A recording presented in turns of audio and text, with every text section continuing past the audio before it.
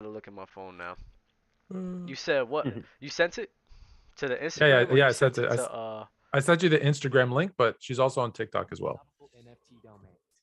let me see. Okay. Okay. And don't worry, Bama. We're still working on a date for Sunita to join us as well, so you can. That's all right, because I'm finna let her know this is how it's finna go. All right. 1-on-1 for the digits. You know what I'm saying? You know what I'm saying? She win. I You take be careful, on the you date. might lose. My friend. That's what I'm saying. I ain't finna play with her. Actually, I don't think you. Actually, I think it's a win-win situation. Let's be honest. You know, I take on the date if she win. How old is she? Because I You think like the same age. I think she like 30, bro. Chill, relax. No. He means the other one. No, the other one. Because I'm asking one of my friends. We have a mutual follower. So you now. guys are being nasty right now. No. Because we're talking about a potential guest. Always looking for guests. And when I saw it was the same last name, I thought, oh, that's and in the same area. I was like, that's crazy. I really thought you was throwing a shot at me. No cap. No. I would never. I was thinking too. I was like, yo, hold up. This guy. I don't cross those lines. I was like, this dude found my sister. I was like, how the hell did this guy find my sister? I don't even have a sister. Dub, you got a sister? No. Oh, okay. Not that he knows him. not so. That's why I would be shocked. I'm like, Dad, my dad was really moving back then. Yeah. Well, I told you the story about Jim Fossil last week. Remember? Oh yeah, that's right. I don't think my dad was doing that, but he was making moves back in the day. Anyways, welcome to our show. Appreciate you guys for joining in. Yeah, we got a bunch of people in the chat playing game, getting interesting. Trent, all you casuals in the chat, was good with you. Ooh. Got Bama in the building. Bama, talk to me. What's up, baby? How you doing, man? Good, brother. I'm good. I'm chilling, man. I'm good, dog. Yes. Ready to be nasty as usual, right? Let's get nasty. Business as usual. Oh man, I'm ready. I'm ready to get super nasty, like Tua MVP nasty. Like I have somebody that has beef with you about Tua. And listen here, I got beef with everybody who they know about Tua. I got beef with anybody who want to talk crazy about Tua. I'm ready to talk crazy back. I want that guy to make the show today, so I'm interested, very interested. Fluent, what's good with you? You know when you have like big news, but you can't share it yet? That's how I am right now, because there's like some, let's put it this way. Follow sports_fluent is back on Instagram, on TikTok, everywhere. Sports_fluent. There is a major announcement coming. As you know, we're going to have the yacht party on May the 10th in Tampa. And right after that, on May 11th, the big news is going to drop. So stay tuned. Yacht party, huh? Yeah, I sent it to you. I know. I was just saying, yacht party. That's major right there. I sent it to you. Shoot. Now, come on, man. This is PC. This is PC Gridiron, baby. You know we are not the same. I need to fly out with my boat shoes, man. Ben, what's good with you? What's up, man? Glad to be here once again, man. Hey, April 18th going down next week, man. Monday, the throwdown, my first episode of my podcast, man. Monday. What's it called? Can't wait. The throwdown. Throwdown. Okay. Throwdown. That's and where can they listen to it at? It's gonna be on Twitch. BBan923. Y'all heard it. That is heat, bro. Oh, my bad, Ron. I didn't mean to cut you off. Oh, you good? I was just saying, y'all heard it. What's up with you, Dub? How you living today? We living, bro. As you can see, a lot of guys got a lot of things going for themselves. I'm happy for everybody. Just hit 20K followers on TikTok. Appreciate you guys for real. Y'all hate us. Y'all love us. It is what it is, bro. We here, and we here to stay. Ron, what you got? Oh man, so you guys know last week we kind of went a little overboard. We wasn't able to really do our bull in the ring because we kind of had a bull in the ring amongst ourselves. So this week we're doing our bull in the ring. We got a bunch of topics lined up for you guys. My guy Tsunami in the chat, he asked Tsunami Zay, he asked how can he get on?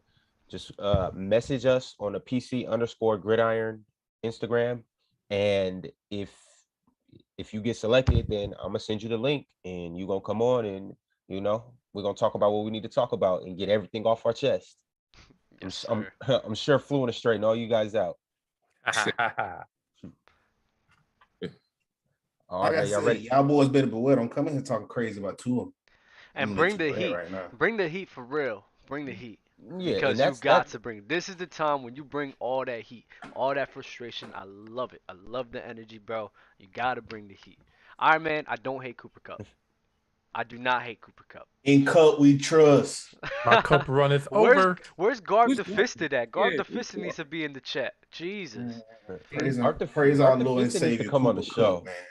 Shout out Garb. He's a weekly mention, or every show, every episode we mentioning Garb. We talking about Garb. Hey, whether he's here or not, he is a staple for sure. In case you don't know, his cup runneth over. Mm-hmm.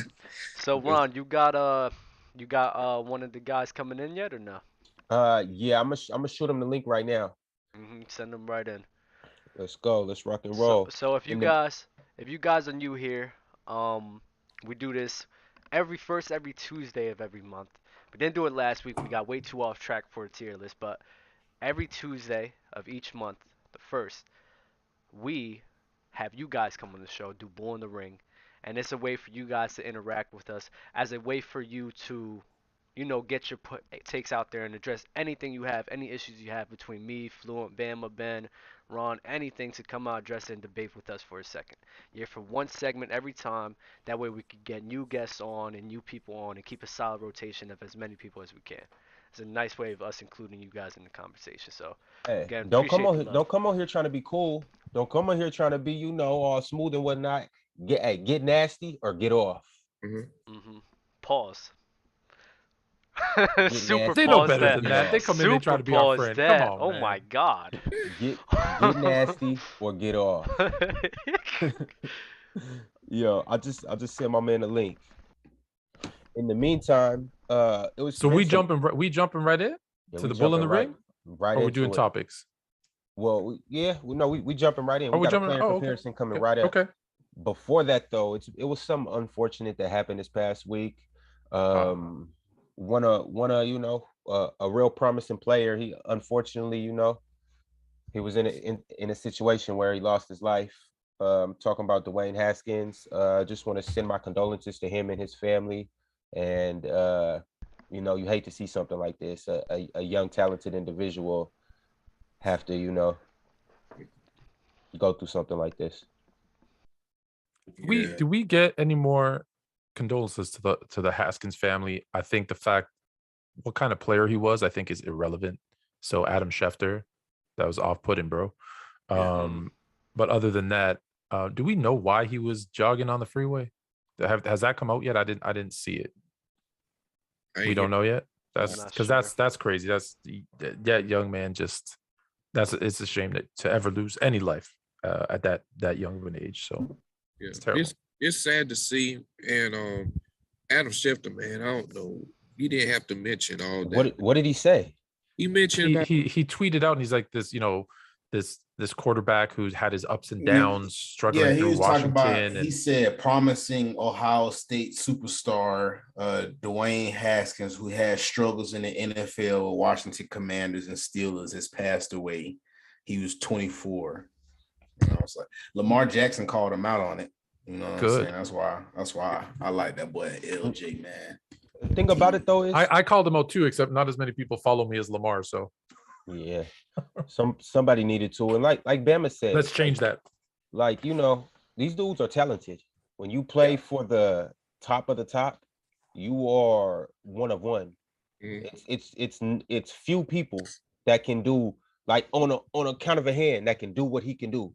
Right. So it's like, whether he was struggling or not, he still needs to get his flowers. Because I don't care about that. I just think about, in a situation where he was in, especially being a professional athlete, you able to put your family in a life-changing situation, you know what I'm saying, for it's, financially setting them up for the rest of their life, and now they don't have that no more. I know it's like, oh yeah, they lost it, but they also lost, their generational wealth. That's what he was doing it for his family. You know what I'm saying? Like, so that just sucked for that situation too. I know it's not just probably he not just came from no crazy poor background, but I'm just saying still, man, you know, man had keep a child, you know, just pretty much setting up for their life and all that stuff. So that junk just sucked, man. But it'll be more stories that come out on it because that junk just seemed weird. That's And again, man, you know, RIP to Haskins and everything, and condolences sent to his family. Yeah, you know, we never know when's our date, you know, so always cherish the time you spent with your family, your friends. Always keep them in your hearts and in your minds, and always do the best you can to, you know, to be there for them, and to always let them know that, you know, you're there for them and that you love them and everything, man. Taz, what's good with you, bro? What's good with you? How you feeling, bro? You the first guest for the night, bro. You got a lot of pressure on your shoulders right now. It's alright. Awesome. You Taz from the Discord, right? Yeah. Fire. My boy got the Lamar jersey on. Yes, sir. And I know he don't got a beef with me. I pick Lamar for everything.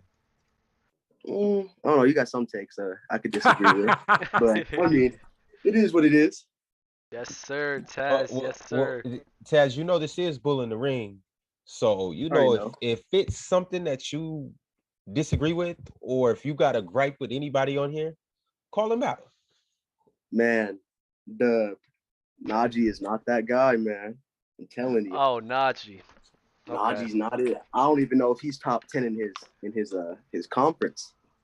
Oh, yeah, he's for sure top 10, bro. In his conference. Can you name 10 running backs that's better than him?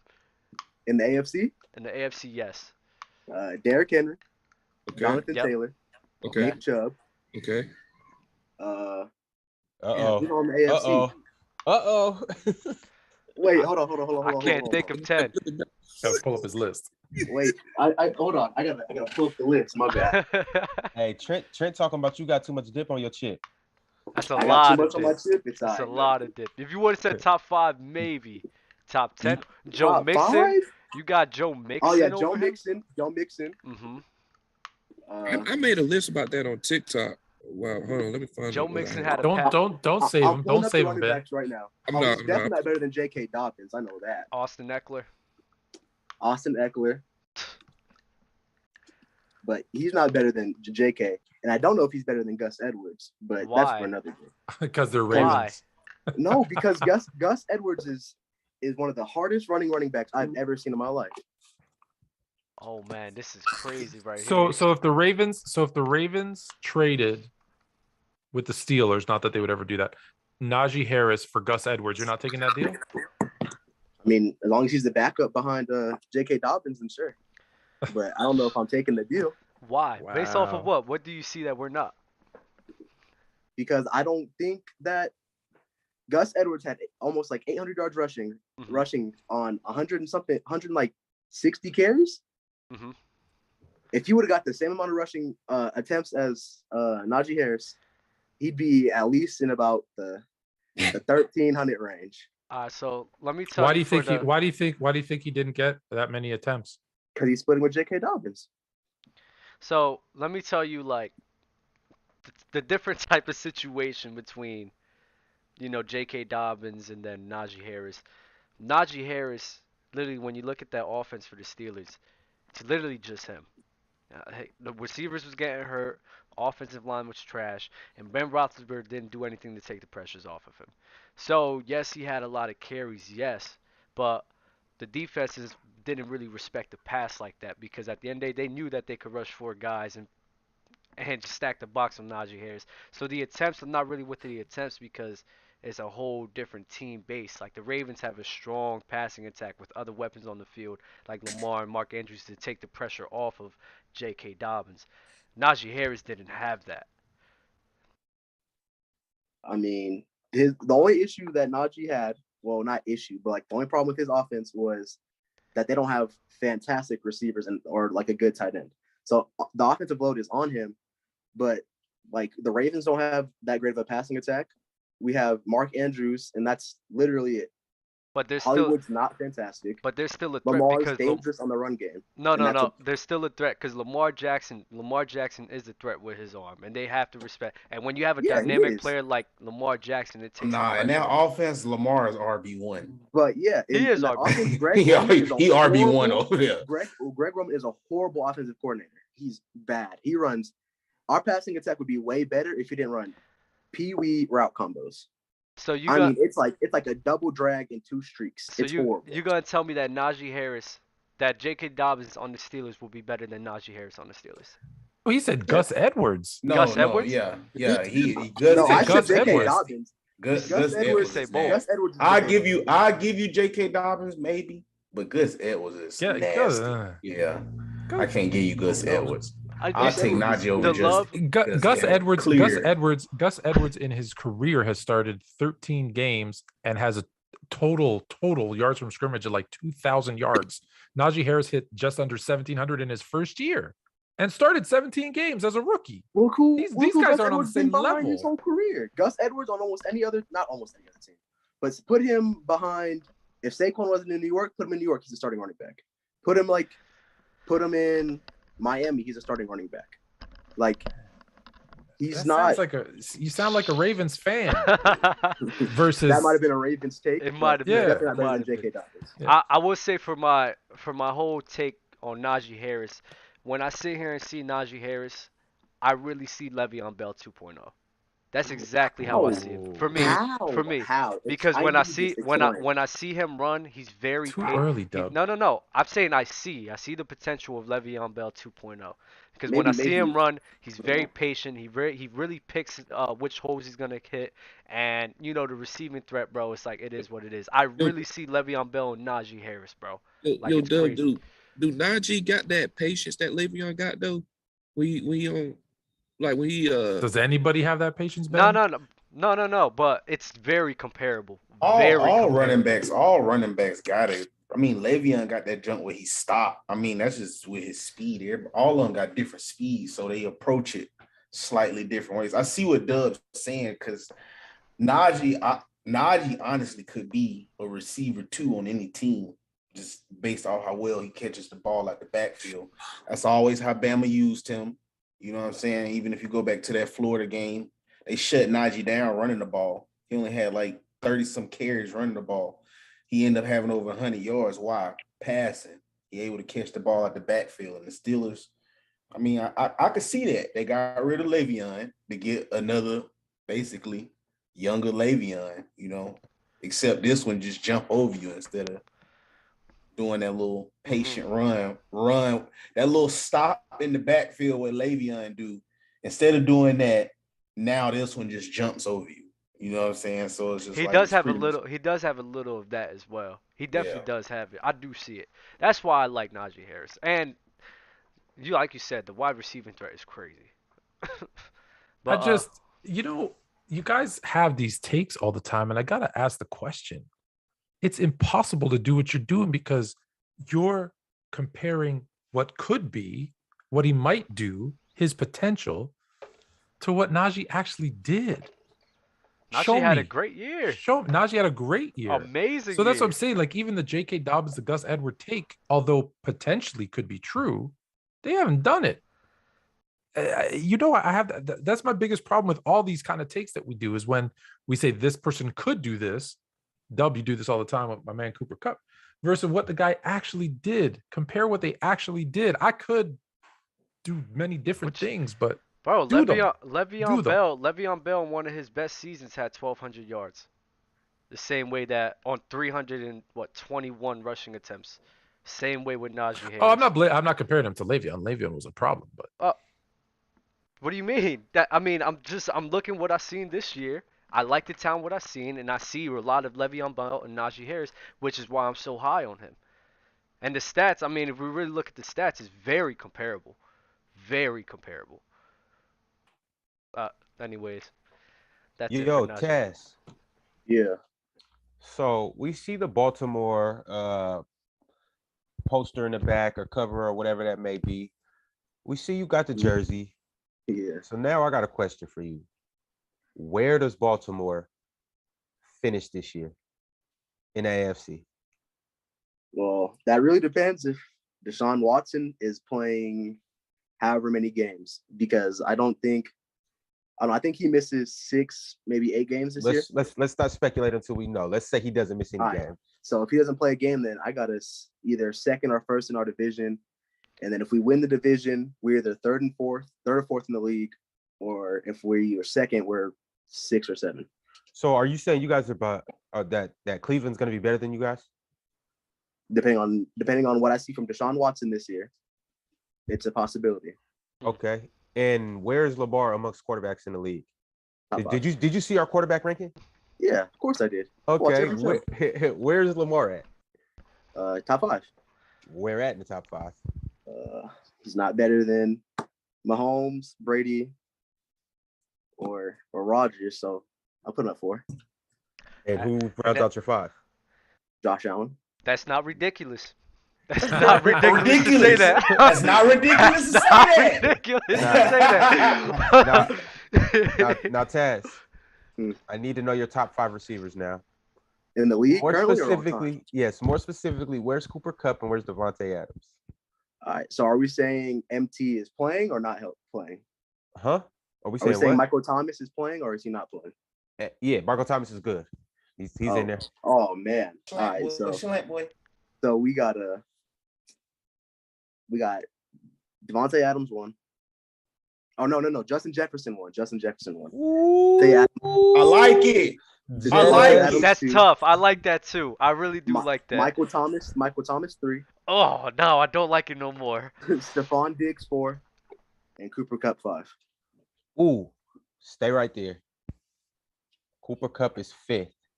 Yeah. Davante 2nd. Like now we're gonna see if this list is valid. No Tyreek Hill. About to do a player comparison. Wait, no Tyreek Hill. Tyreek Hill top 5, crazy. Anyways. Wow, bro, come on, man. Crazy. All right, we're not gonna debate that. We got the little comparison. I'll give him 6 over Michael Thomas. I mean, Michael Thomas over Tyreek Hill. Damn, okay. When Michael Thomas played, he put up. Say healthy. He put up the same almost the same numbers as Cooper Kupp, with 1 less game. Well, who? Michael Thomas? Yeah. How many years ago was that, bro? Bro, that was just 2. It was 2 years ago. Bro, listen, I'm not gonna debate this, bro. We're about to get into Cooper Kupp, but I'm not. Not this season, but the season before this one, Doug. I know. What was it, 2019, 2020? Yeah. Don't do that with Mike Thomas now. Bro, he just blessed the league. No, Michael Thomas was good in his time, bro. But bro, it's been a minute. Don't say in his time. It's only been 1 season. It has been. But at that time, in that time, bro, he was great. But bro, we haven't seen him in a minute, bro. It's been 2 seasons. It's been 2 How old seasons. is Michael Thomas? No, it's only been 1 season. He got hurt. Wait, hold up. He got hurt. He didn't play the season that just passed. And he didn't play last season, right? No, he played last season. That was the season he had 1,700 yards. He only just missed this season, Doug. He just missed this season, Doug. He had 2 great seasons. That's what I thought. Before he got hurt. Look, he only just missed this season. 2019. My man acted like Michael Thomas is Jerry Rice in his time. Yeah, dog. I was like, whoa. My bad. I was like, whoa. No. You guys not gonna do this. In 2020, he played 7 games, 400 yards, and he didn't play for the whole entire year last year, right? Yeah. Okay, so that's 2 seasons. I mean, what you guys talking about? He was.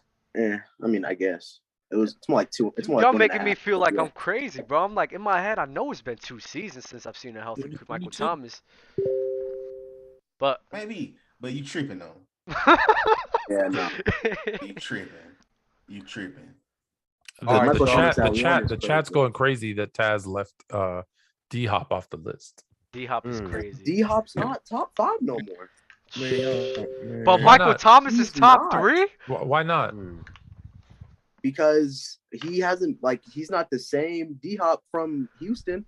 When he got to Arizona, he declined. I mean, he had he was okay. So how do you know Michael Thomas is gonna be the same Michael Thomas? I don't, but what I saw, he was top 3. Bro, come on, man. Come on. It's that's just, being it's that's obviously very being boy. different. D-Hop top 2 and being eyes. Oh my D-Hop, god. D-Hop is 6. I got D-Hop at 6. Tell him, Ben. we good, man. Let's get into this player comparison, bro. Let's move it along. Taz, I love you. Taz, I love you. Just know that I love you. It's all love, man. My guy. It's all love, bro. It's all love. All right, fellas. In the right corner, we got Cooper Kupp. In the left corner, we got Davante Adams. They going toe-to-toe, head-to-head. Pause. Y'all ready? For sure. Let's get right. Let's make it happen. It's gonna be the easiest one. Yep. Here's how we doing it. It's gonna go. Do you want me to just say? Do you want me to just say Kupp once, and you can replay it over and over the video? Yes. Okay. We got Dub, Ben, Bama, Fluent, Taz. Y'all remember this order? Let's get it rolling. First, with Davante versus Cooper, we got catching.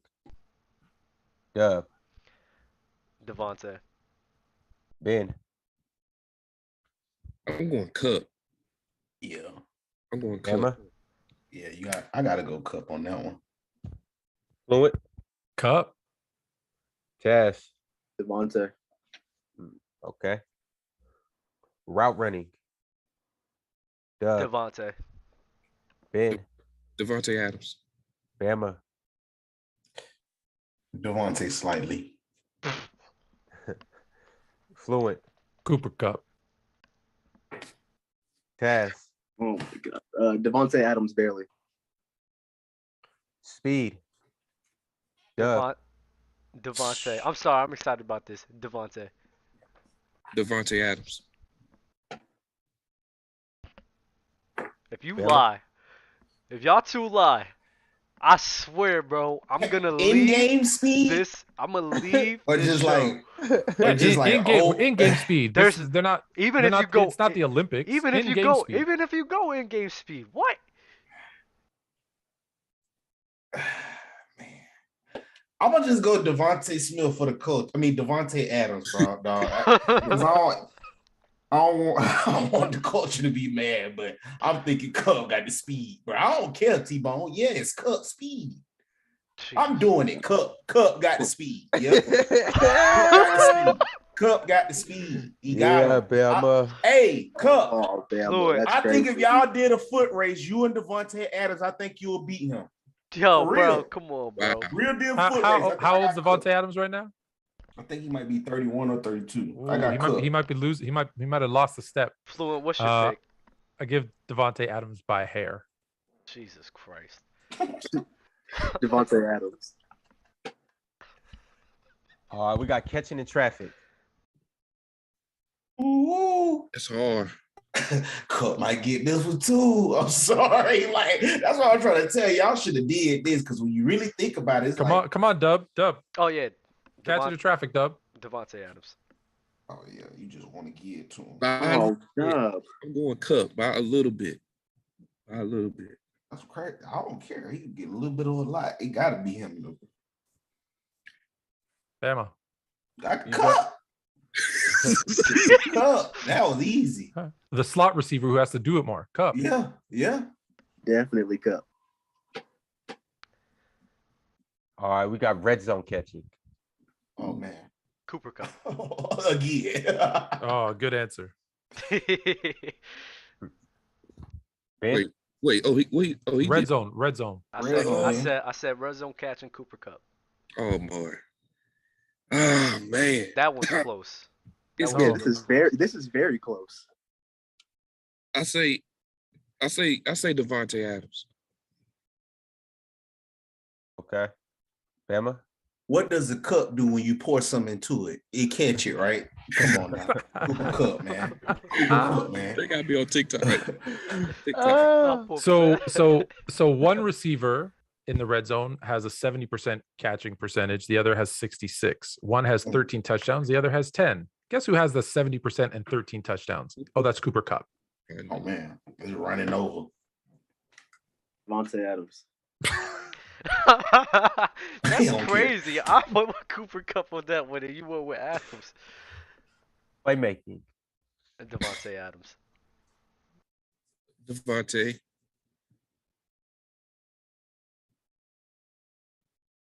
Cooper Kupp. I know y'all are playmaking Cooper Kupp.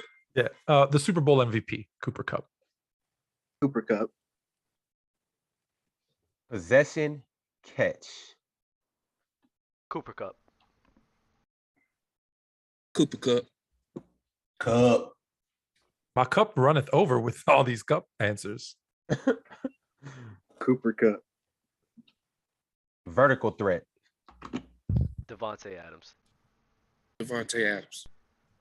If y'all two on some bullshit, I swear, bro. If y'all don't pick him for one, because I'm really just trying to think hard. You make me want to watch the highlights right now. You're going to have to watch it because I haven't seen Cooper Kupp beat anybody on a go route. You know it's Davante. This is tough. Like, oh, this is crazy. I'll give Davante this one, dog, just because. And I give, it's just a fact. You're not giving it to him. You know it's Davante Adams. Because that's a debate. You know what's funny? You know what's not funny? ridiculous. It's not ridiculous. It's not ridiculous because you guys are acting like they don't average the same air yards, which they do, and that Cooper Kupp doesn't have more big plays than Davante Adams does, which he does. That being said, Davante Adams. Emma, who did you choose? I got him. Davante Adams. He said Adams. I just got. Oh man, that's tough. That hurt right there, man. All right, who you got, Tess? Okay. Yeah. Davante with the sweep on vertical threat. Blocking. It's easy. Yeah, Cooper Kupp. Yeah, Cooper Kupp. It's Bama. Oh, Kupp. Come on, man. Cooper Kupp. Cooper Kupp. Physicality. Davante. I go Davante. Cooper Kupp. The slot receiver that goes over the middle, Cooper Kupp. Cooper Kupp. Kupp with another win. Jump ball. Come on, bro. This needs to be unanimous. And I'm serious. Yeah. Davante Adams. Davante. Y'all not doing this. My boy just won the Super Bowl with a jump ball. Cooper Kupp. Cooper Kupp. Cooper Douglas Kupp. Yo, stop. Running over. Stop. Yo, stop, bro. This is bad. You're trolling. This is bad content, bro. This How is is bad bad content. This man is literally crazy. won the Super Bowl with a jump ball, but y'all do not want to give him jump ball? Like, that is nuts. Like, that is just crazy. That just means y'all are in, like, Jesus denial. Christ. So it's one play for you, just one. So here's the thing. There's a myth. There's a myth. There's a myth that I think Dub's falling trap to, that white men can't jump, but they can. And the jump ball clearly goes to Davante Adams. Come on, Davante. man. Oh my God. My bad, Taz. Repeat that. Davante Adams. God, come on, Bama. Hold on, Dub, you went Davante. Oh, Ben, you went Davante. Everybody went Davante besides Everybody went Davante. Bama head cup. All right, IQ. Ooh. I'll give it to Kupp. Ooh. It's tough though. That's tough though. I give I give the edge to Kupp. It's tough though. Bama. You after Ben. I know.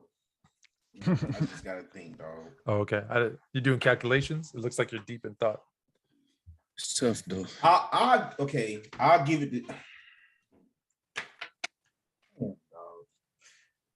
I'll give it to Tate on that one. Because he older. He been doing a little more. Got a little more experience. Middle name Douglas. Last name Kupp. First name Cooper. Davante Adams. That got me Next. feeling crazy. We got impact. Davante Adams. This is a good one.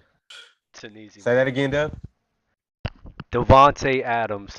It's close though. It's close though because I go Davante, man. I go Davante though, but it's close. At the end of the day, Davante Adams played with Aaron Rodgers. Y'all can't say Aaron Rodgers is a top 5 quarterback and then be like Davante Adams has the most impact. How? All right, I'm finna go with the dude who got 1,100 yards of Jared Goff, then took a dying quarterback. What? Yeah. Took a dying quarterback Jesus to the Christ. Super Bowl and won it because the last time he had a 1,900-yard receiver, they went 0-16. I don't want to hear that. We're going to debate. I don't want to hear that. I don't want to hear it because I know Matthew Stafford was in like unfamiliar waters. Like he's never had a receiver going for 1,900 and going to the Super Bowl too. So they had a better team, bro. Yeah. You tell me Calvin Johnson and Stafford on the Rams can't make it to the Super Bowl? I don't know. Come on, bro. I don't know. Come on, bro. I don't know. I don't know if they can or can't, but I know that Cooper Kupp and Stafford did. So let's go with the greatest season ever and Super Bowl MVP and playoff best wide receiver as the bigger impact than the other guy who didn't. Cooper Kupp. Cooper Kupp. Cooper Kupp. Kane Cooper Kupp. Now, Cooper Kupp, Davante Adams. Who is better overall? Davante. It's funny, both those guys say Davante, but I think they picked Kupp on more of these. No, I can't track them on. Oh, all right, we'll see. You know damn well, Fluent. Don't do that. You know damn well I would never let that happen. Man, I'm doing it, bro. I'm taking Kupp. Kupp is the better receiver. I'm taking Kupp. After going through this list, it's Cooper Kupp. Justin Jefferson. Yeah. Good answer. Good answer. That's a dope answer. That is a dope answer. Okay, so I'm gonna just run back down through the categories. It's 5 of you, so somebody had to win. The best 3 out of 5 at least. Catching, Cooper Kupp. Route running was Davante Adams. Speed, Davante. Catching in traffic, Cooper. Red zone catching, Cooper. Playmaking, Cooper. Possession catch, Cooper. Vertical threat, Davante. Blocking, Cooper. Physicality, Cooper.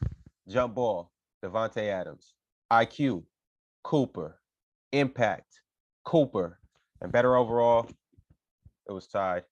So the tiebreaker goes to Justin Jefferson. But that's 9-5, and I gave the last one to him, to Davante.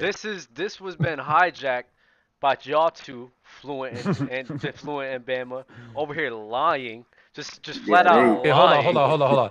If me and Bama were lying, and you and Ben were Davante Adams disciples, Taz was the tiebreaker, and he's impartial. So there you have it. Y'all all was lying. I wasn't lying. I wasn't lying. I'm not lying, dog. Like, listen, I BS you not. So when I look at the impact factor, right? I'm looking at the Green Bay Packers, and if I flip Cooper Kupp into that instead of Davante Adams, I don't like how that offense is gonna look at all. I don't think it's gonna be. That's because they have a suspect quarterback. No. I just don't think. I think that Davante Adams offers way more versatility in that offense, in that role, which is why I would have to say that he's more impactful than Cooper Kupp. That's the main reason. Oh, you think Davante Adams gonna go for like 20? Let me say. Davante Adams hold on. is more versatile than Cooper Kupp. Absolutely. How is Davante Adams? Because it's not ridiculous, but and the inside. Cooper. But when have you seen? When have you seen Cooper Kupp beat somebody on a go route, bro? Versatility. I'll send you the clip. The versatility though doesn't make you better. It doesn't impact more because impact is what you do in the game. And so what? Yes, Davante Adams can line up in a couple of different places more than Kupp, but what Kupp's impact was 1,900 yards, the most receptions, the most touchdowns, and a Super Bowl MVP. That's impact. Winning production is impact. Bro. So what that you can line up? Say this. I want y'all to know this. He won the Triple Crown. They asked, Ocho Cinco asked Jamar Chase. They said, hey, Jamar, what's on the list for you after this season you had? That boy said, I want to win a triple crown. That's like the holy grail for receivers. So you think so you not finna tell me somebody that just won the triple? You guys both he captured the holy grail you guys, for receivers. Can I ask you? You guys just both said something. Let me say something back. You guys think that Cooper Kupp on the Green Bay Packers will be able to run the same exact offense with Davante Adams? The Green Bay Packers did do dirt with Jordy Nelson. He can't run. No. You not can't run like Davante Adams. Nelson No, he can't run what the Davante Adams does, just like Davante Adams couldn't do what Cooper Kupp does. I think let me ask you a question. Davante Adams on the Rams, because at the end, like you said, winning, they would still win the Super Bowl. There's a good question. There's a good question in the chat for you, Dub. So who's the most is Deebo Samuel not the most versatile receiver? Does that mean he's your number one? No. Because Deebo can do everything. No. From a wide receiver standpoint, Deebo Samuel ain't there for me. From a running back and a dual threat of a wide receiver, yeah, versatile. But from being a wide receiver, Deebo Samuel, I don't see a lot of that with Deebo. So when you say Davante Adams is versatile, what you mean is he can run the X, because that's what you've always said is he can run the X and Cooper can't. He could attack. He could maintain the same level, the same high elite level of Davante Adams. He could be on any spot of the field and still be able to maintain that high level. Cooper Kupp. Why doesn't he? He does. What? No, he doesn't. What? He didn't produce. Davante Adams didn't produce like Cooper Kupp. Why didn't Green Bay and the Wizard, the Giza? We're talking about playing at an elite level, bro. Davante Adams plays at an elite level on all facets. But who's the better quarterback, Aaron Rodgers or Matthew Stafford? Rodgers. Who has the better running game, the Rams or the Packers? Rams. What? Packers. Are you crazy? I mean Packers. My bad. I meant to say Packers. My bad. Packers. So why didn't they just give Davante Adams all the opportunities and let him get 1,900, 2,000 yards? If it was that easy, and he's got better weapons around him. Oh my God! I'm just asking. How come? Weapons. Who has a better wide receiving core? About the same. No, about the same. You gonna lie and say that? Yeah, Bama. That. You gonna lie and say that? About the same, bro. Y'all it's not about the same, bro. Stop it. The receiving. Hold on. So the only thing was OBJ, but after that, you're not just gonna sit here. They didn't have OBJ Van the whole Jefferson. season. You guys just gonna sit here. They had Robert Woods. Then Robert Woods. Robert Woods isn't that good. Why do you keep bigging up Robert Woods? Oh my God, he's better than what? Lazard? But right after Davante, who he had? Lazard. Who's the tight end? Tunyon. Tyler Higbee's He's better. as good as Tyler Higbee. Tyler Higbee's better, bro. Higbee's definitely. And who's got the better? And who's got the better? Again, I go back to who's the running back and quarterback. Running back and quarterback is fine, but as a wide receiver, if they're attacking the pass, bro. And what do you have to do? And what do you have to do? If they're attacking the pass, when you have a good running game? If they're attacking the pass, you got pieces. If they're attacking the pass, you have pieces on the field that could also keep louder that and faster doesn't help your point. I'm trying to ask you a question. What if you have the better running back? What does the better running backs? Excuse me, the running game and quarterback. The defense has to be. They have to stay honest. They have to respect the run, which makes it easier for the wide receivers. That's football. So although Cooper Kupp might have had Robert Woods, I guess you're making him a superstar when he's not. The Packers had more skilled position talent overall when you include running back, quarterback. They had more skilled position talent. I'm just asking, why couldn't Davante Adams do what Cooper Kupp did? They had more skilled positions in the quarterback and running back. But when we're talking about the coaching, because now you're gonna make me go through the whole entire thing. You got the coaching, you have the wide receiving core. That's going the passing attack. That's going in the Rams' favor. Davante Adams, I'm sorry, if you surround Cooper Kupp with Adam Lazard, Michael Scantling, and Robert Tunyon, I don't see Cooper Kupp going crazy like he did. I just don't see it. Don't see it happening. I think Davante Adams in that role adds more diversity, adds that more dynamic to that offense.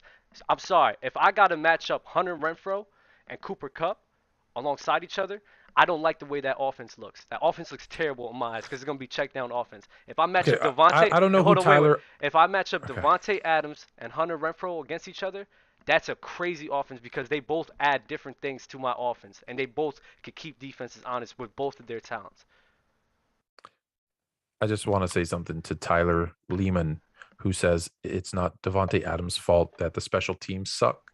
stop making excuses for the Packers. That's ridiculous. If Aaron Rodgers and Davante Adams were so good, then Davante Adams should have gone into the slot and got a pass and got the first down so they didn't have to punt. Stop making fucking excuses. Excuses for what? Losing? Not you. I'm talking to Tyler Lehman, not you. Oh, Lehman? Oh, sorry. Never watched. Go ahead. Yo, Chaz. Yeah. Appreciated having you on. Yes, sir. I love the hair. Yeah. Appreciate it. Yep. We're gonna get on to the next topic. Oh yeah, we're gonna have to get another one on here. Taz, appreciate you. You was a fire guest, bro. Appreciate you, my guy. Walter Payton's the best running back. Hey, hold. Well, yes, leave him on for a second. Taz. One, Yeah. you're correct. Walter Payton is the greatest running back. Number two, check out Trust the Bank, since you're a Ravens fan. That's my guy McKenna, does a Ravens pod. You'll like it. All right, appreciate it. He's got Ravens players on and stuff. It's good. It's good. Sorry, I have to give a shout out to. Go ahead, Trust the Bank. What up? Taz, love the Lamar Jackson jersey. Question. I appreciate it. Oh, what's the question? Taz. All right, Taz. But when Robert Woods was there, wasn't he the receiver boy on that team? He was the X. He was the X, not necessarily the. Not really. They don't have because they don't. Yeah, they position don't over really. there. Yeah, they play a little more positionless than some people would like to admit. Robert Woods had 1,280 some yards on almost 13, and Kupp had 1,100. Y'all not finna do this. I just want to know. The production was close. I just want to know, when did Cooper Kupp beat somebody this year in the go route? Doesn't have to. The Bucks. I'm sure I could show you, but he doesn't have to. Route. That was a deep route, though. I said a go route. I mean, shit.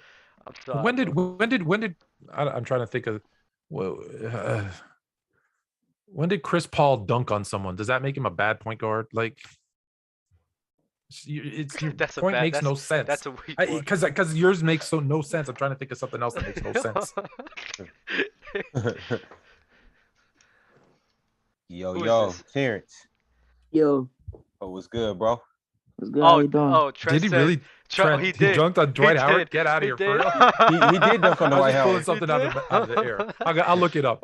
He did. He used to dunk back on the Hornets days. He definitely did. All right. Fair enough. Versatility, you see? All right. When did JJ Redick dunk on anyone? How about that? He's still a great shooter. He's great at what he does, shooting the ball. Right. Cooper Kupp's great at what he does, playing the slot. Exactly. Oh, man. Yeah, Terrence, my guy. What's up, man? What's up, How you doing Terrence? today? How you living? Good, man. How about yourself?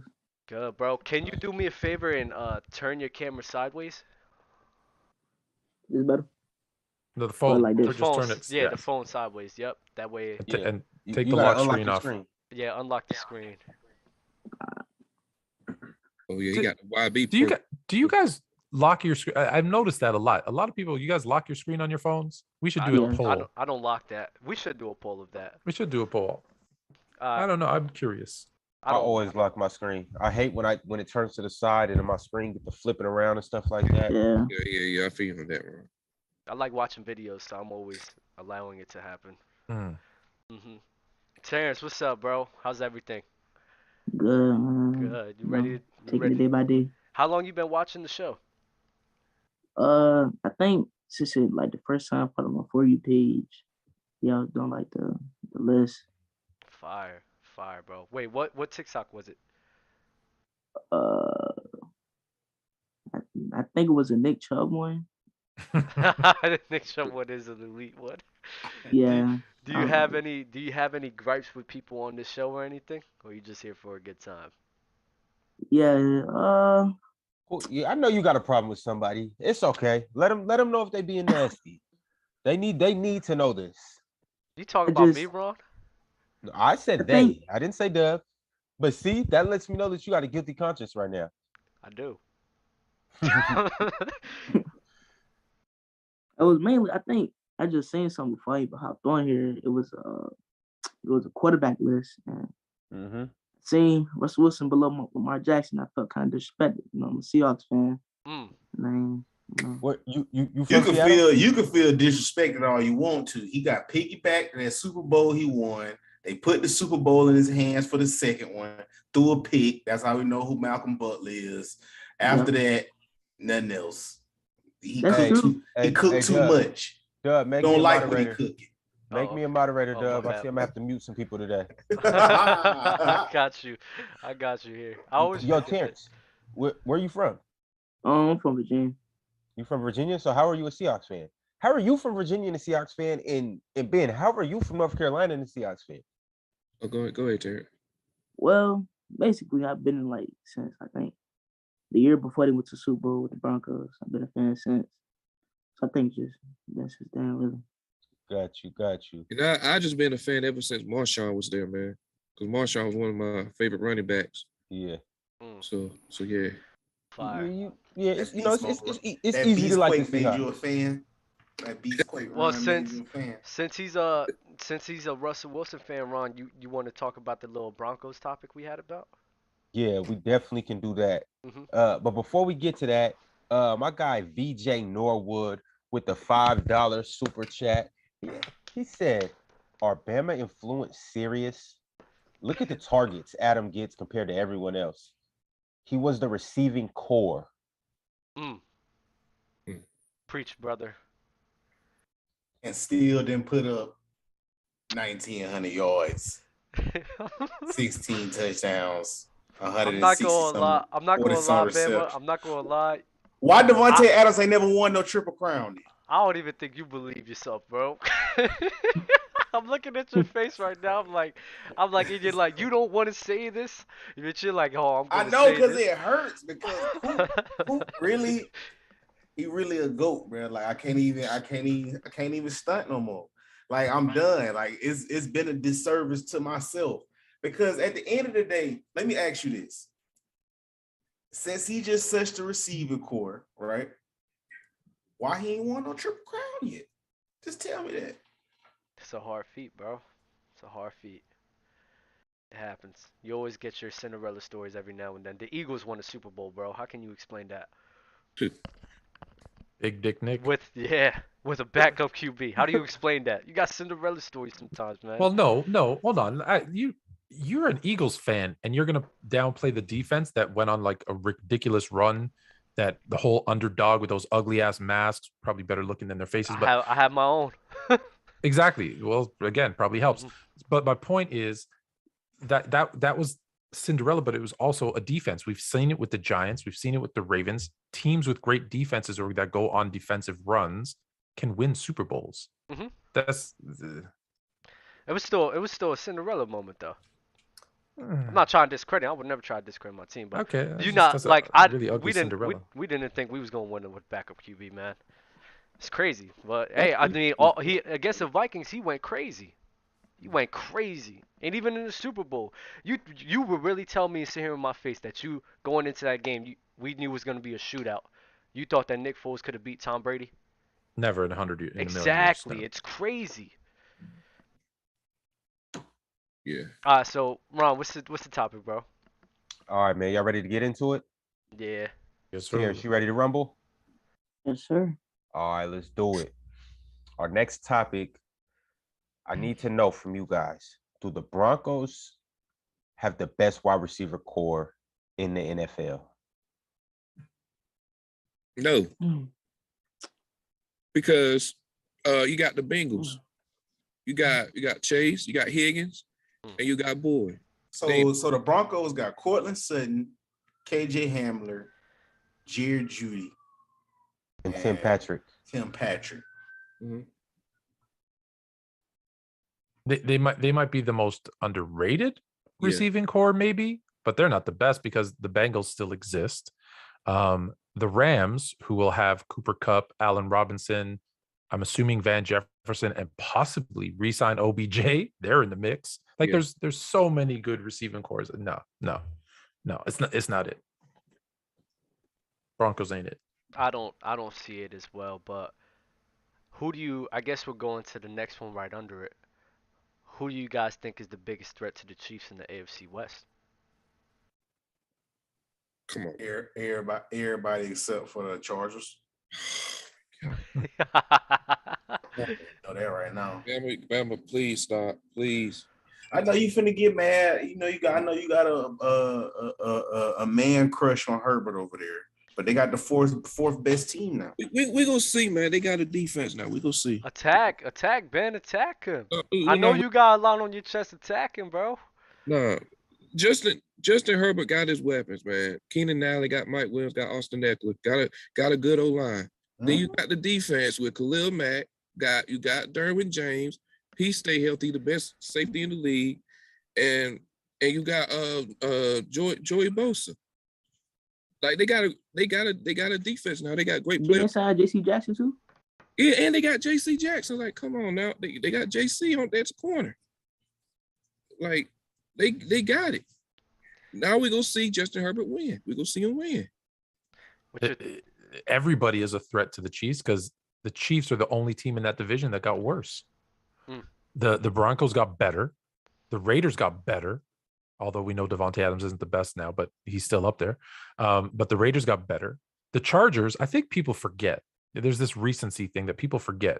When healthy, Khalil Mack is a top 3 defender in this league, and he's healthy now. And you add him to Bosa and that Chargers team that was already good. Like, just remember, they missed the playoffs by 1 game. It's not like they were crazy horrible last year.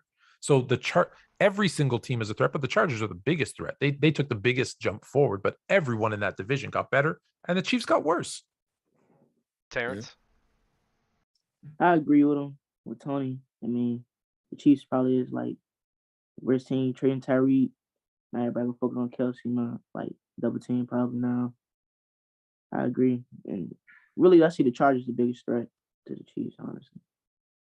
I think the Chargers are a threat to the Chiefs as well, because even when we look back, and ever since Justin Herbert has been facing the Chiefs before he got all these defensive pieces, it's been a hard fought out game for 3 of those 4 games, where it's decided by a touchdown or a few points. The last one it was overtime. The Chiefs won. The one before, the Chargers won. I know last year in the beginning, Chargers only lost by a little bit. So the Chargers are always contending with them, and they had a worse supporting cast. You giving him all those weapons, bro. I'm not going to lie, bro. I really like the Chargers' chances next year of making it out that division. That team is ridiculous. I just want to comment on a couple people in the chat. One, when they say top 3 defender, Mack is a stretch. Just remember when he was healthy, because you all forget, people were debating him or Donald. Yeah. And the only reason that debate stopped was because Mack got hurt. Yeah. So let's and the Bears offense stunk, and that defense had to spend so much time on the field that no one could play well because they were exhausted. Y'all was winning games because of y'all defense. I know. Second, when you say the draft, okay, yeah, the draft hasn't happened yet, so maybe the Chiefs get better, but then you're relying on a bunch of rookies. I think that's a bigger stretch than Mack being a top 3 defender. That's true. Damn, why we gotta agree? I'm finna let you know, Chiefs not making the playoffs next year. Ooh, wow. No, I'll never count that. That's not ridiculous. That's not ridiculous. That's not ridiculous. That's not ridiculous to say that. I'll never count them out. I'll never count them out. Bama, we need an explanation. Why are they not making the playoffs? He's just list teams. Just list teams. It ain't even just a list of the teams, dog. You could just list the teams in a conference. They've really lost the dynamic. I mean, people can sit there and be like, oh, y'all can make jokes about, oh, Tyreek finna go over there with Tua. He finna miss Mahomes. I think it's finna be opposite. I think Mahomes finna miss Tyreek. And now we finna see Travis Kelce possibly have to do what Cooper Kupp did all year, which is, really make money out of having no space out there. You know what I'm saying? And he's a 6'7", 260-pound tight end. He's not 6'3", 218 and nimble and can move. So everybody focusing on him as the receiver one, that offense is going to look a lot, different. Also with Juju. I mean, I know people like Juju or whatever the case may be, but let's be honest. We saw he's not a number 1 receiver. So that still means that Kelce has to be the number 1 receiver versus it was him and Reek. They both like, it was a yin and yang type. They played off each other very well. Very well. Now, defense is really going to know, I got to focus Travis Kelce. Juju is a number 2, so we're going to treat him as such. So you ain't got to exhaust much for him. and it's gonna be a whole different dynamic. And we just not finna act like Juju is to take the top off the defense type guy. And don't sit here and give me that Nicole Hardman junk is finna go. I think Andy Reid could develop a pretty efficient way to get Juju and Van Dez and Mecole to spread the field and have Juju and Travis. Maybe it won't be as good as Tyreek Hill. I'm not going to say that, but I think the offense would still be pretty good in the league. I'm going to let y'all know this. Listen, everything you guys are saying is correct, but here's the thing why I'm saying it's not ridiculous to say that the Chiefs could miss the playoffs. If you look at their division, all 4 teams have a legit shot at the playoffs. Do we agree? Mm-hmm. Yes. Okay. In the AFC North, if healthy, Lamar Jackson, Deshaun Watson playing, all 4 teams have a chance at the playoffs. Now you're going to say, well, Pittsburgh with Mitch Trubisky, but when has Mike Tomlin had a losing season in Pittsburgh? Thanks. Never. So all 4 teams in the AFC North have a shot. Well, that's 8. There's only 7 spots. We still haven't talked about Tennessee, the Colts, New England, the Patriots, the Dolphins, the Bills. That's 7 other teams. So there's literally 15 teams that have a legit shot at the playoffs. And there's only 7 spots.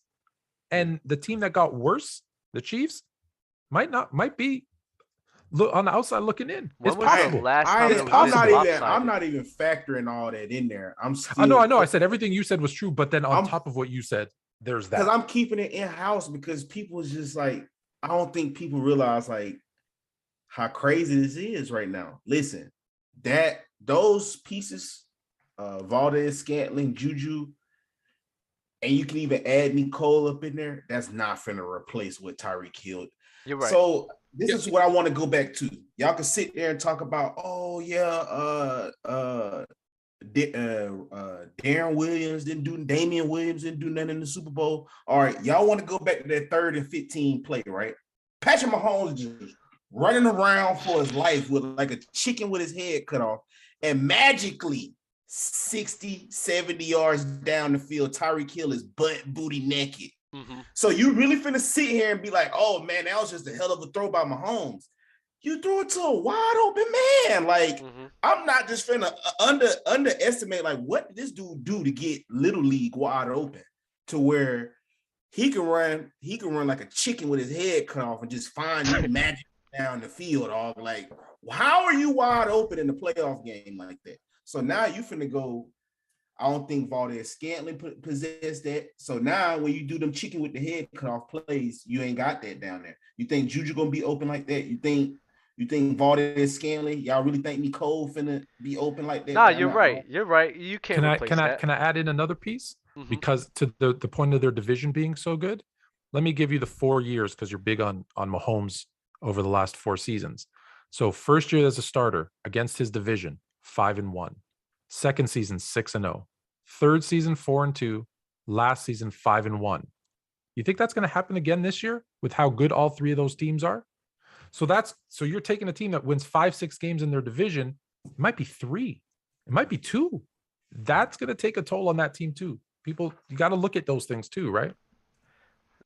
Y'all still got the draft though. Like, yeah, I get it, the draft, but again, how many rookies? There's some, but how many rookies make a huge impact? So I'm gonna say this out the draft right now. I'm talking about the Tyreek Hill impact. The only person you really can go with right now, the only 2 receivers in this draft you can go with right now is Jamison Williams, who coming off of ACL. Yeah. And Chris Olave. Yeah. Them is the only 2 receivers you possibly can gamble and shoot dice with in this draft right now and be like, who can give me this Tyreek Hill effect?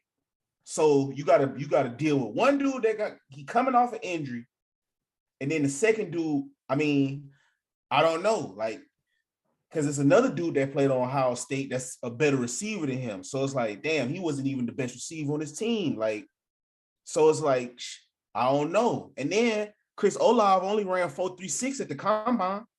Tyreek Hill, we know he run 4.2. We know that's a given. We know that's a layup is 4.2. So, I mean, are you really replacing what Tyreek Hill can do? No, you can't. But you keep making this a Tyreek Hill thing. You can't replace that. We've said that. I think the offense would still be good, but okay. But let me ask you this. Let me ask you this, Dub. Is the defense better? No, the defense is gonna be trash. Yeah. Is the offensive line better? I haven't even said that the Chiefs gonna make the playoffs. I know. I'm just because you were big on them last year, so that's what I'm just asking you because you pay attention, or maybe it's Terrence. So if the defense isn't better, the O-line isn't better, and now you take away Tyreek Hill, who, let's be honest, saved them in a couple instances, right, with his big playability. Now what? Are they the type of offense that can dink and dunk? That's not really their. I trust. Their style. I have trust in Andy Reid and them to make the adjustments. I mean, this is just all belief. I think they can make the adjustments to run an efficient offense, but there's more to it than that to making the playoffs. So we'll just have to see. We'll have to see. It's a long. That's why they play the games. Season. Yeah, that's right. That's right. What's up, Terrence? How you feeling? What's your thoughts on this? Well, I was thinking the same thing. What it looks like a Brady and Gronk type of situation. A dig and dunk. You know, you have like a Julian Edelman. They get downfield, give you a couple yards. Maybe Juju could do that, and Miko and Valdez, but you never know. But I know that the Chiefs type of play style, like a deep pass type of team. So I really don't know. Just gonna break for them tonight. Gotcha. Okay, for sure. Well, with that being said, since we're on the topic, I want to know, with the game on the line, what duo are you? What's up? We gotta bring another one on, right? Well, we can, but we got one more waiting. But I was going to ask another question. Why not? No, all right, let's go. My bad, Ron. You good? So I want to know, with the game on the line, who are you guys taking out of these four duos? And you need a TD.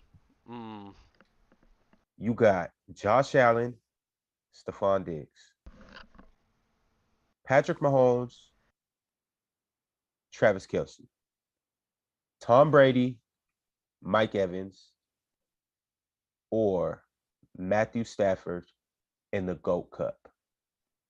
I hate that you put Tom Brady on here. Couldn't you put Brady with Gronk? Why's it got to be with Mike Evans? No, I hate he put him on. You want to say Brady and Gronk? We could say Brady and Gronk. Brady and Gronk. I mean, it don't even matter who you say, because it's just like, you talking about money on the line? Exactly. Yeah. You talking about money on the line, bro? You just gotta go with Brady. You gotta go with Brady with money. Definitely under 2 minutes. Like, you gotta put it in the go hands. I mean, yeah, that's the real GOAT. That's the only person that trumps GOAT Cup. I ain't gonna lie. I hate to say it. I hate to do this to y'all, chat, like, because my cup really running over. But Brady is the say all be all, dog. I can't even just joke like that, dog. That's just crazy. I'm not gonna lie. Y'all might think I'm crazy, but I'll take Stafford and Kupp. Okay, the goat receiver is. I mean, no, that's not ridiculous. That's not ridiculous to say that. Stop. It's not. I want you to know, my co-host Chilltown 32 has now copywritten that line. He has every not. Time every time we're patent pending. So he like, said that all player's $5. choice. This is player's choice. It's his intellectual property. Yes, but remember, That's Not Ridiculous t-shirts are exclusive to Fluent and Chill. They'll be out May 1st. Yes. No, it's not crazy to say Kupp and Stafford, but yeah, I'm gonna go with the GOAT quarterback over anything else. I'm gonna go with Brady and whoever. Literally Brady and whoever. Terrence, who you going with? I go with Brady. Y'all gonna call me crazy, and I can already see it coming.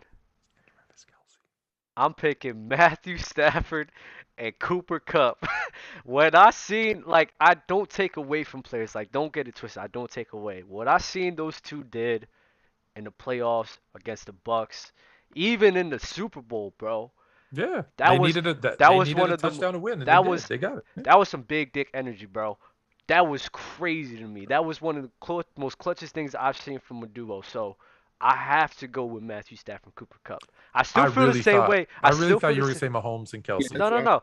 I still feel the same way about Cooper Kupp, but I don't take away from people's. I just don't take away from people. I'm not biased, bro. Yeah. Like, people think I'm biased. I gotta tell you, the only crazy answer would have been, I hate to say this because they're good, Josh Allen and Diggs. Because you guys had number 2. But this is all about clutch factor. This is clutch gene. You feel me? clutch gene. Ron said for the money, dog. Like for the money, yeah. That's why it's Brady. How is that inconsistent, G? We're talking about clutch gene, bro. There's only one person I will never bet against because every time I have, I've lost, and that's Tom Brady. The great white hope.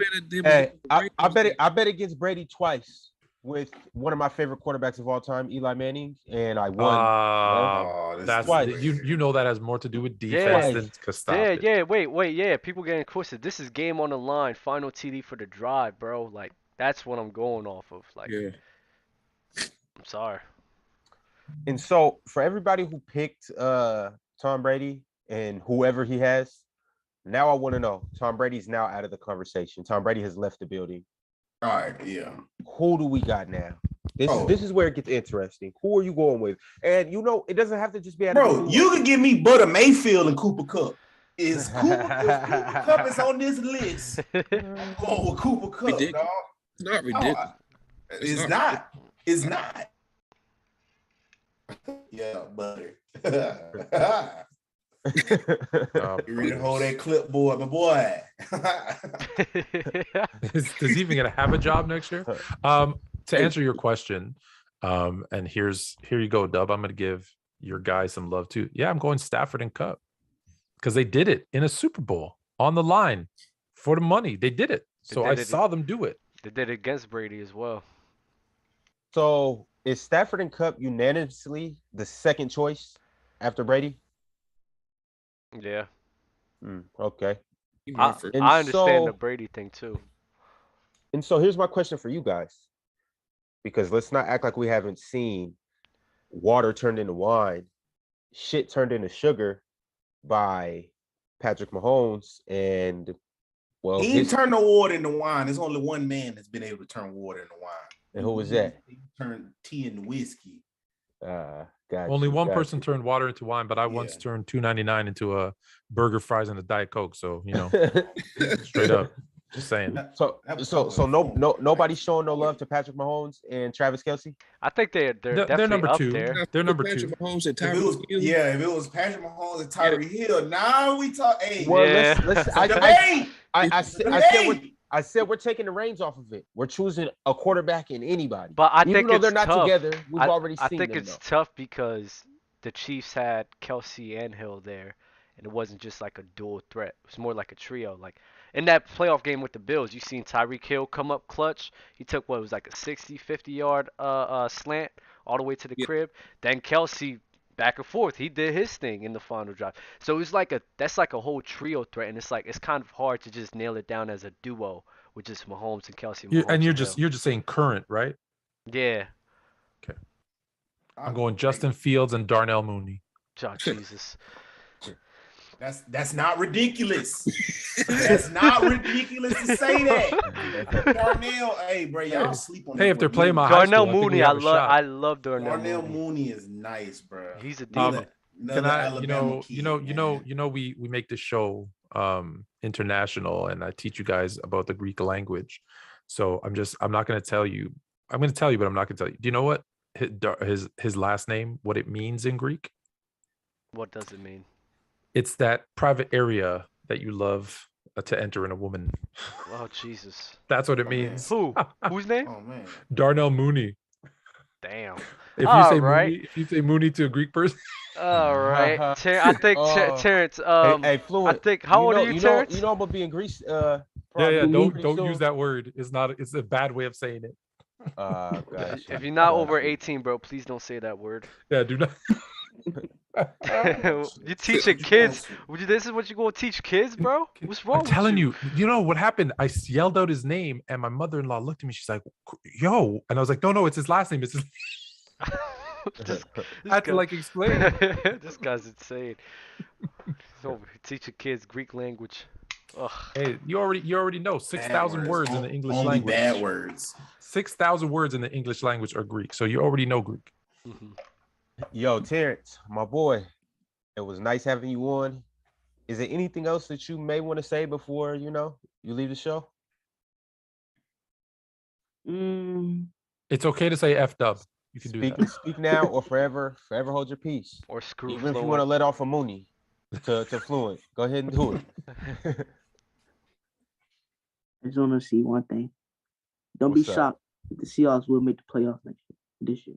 Don't be shocked. That's not ridiculous. That is not super ridiculous. ridiculous. That is ridiculous. I got to pull a deal. It's ridiculous. Nah, It's ridiculous. NFC is wide open this year. It's wide open. You know what? That might be the only saving grace is the NFC stinks.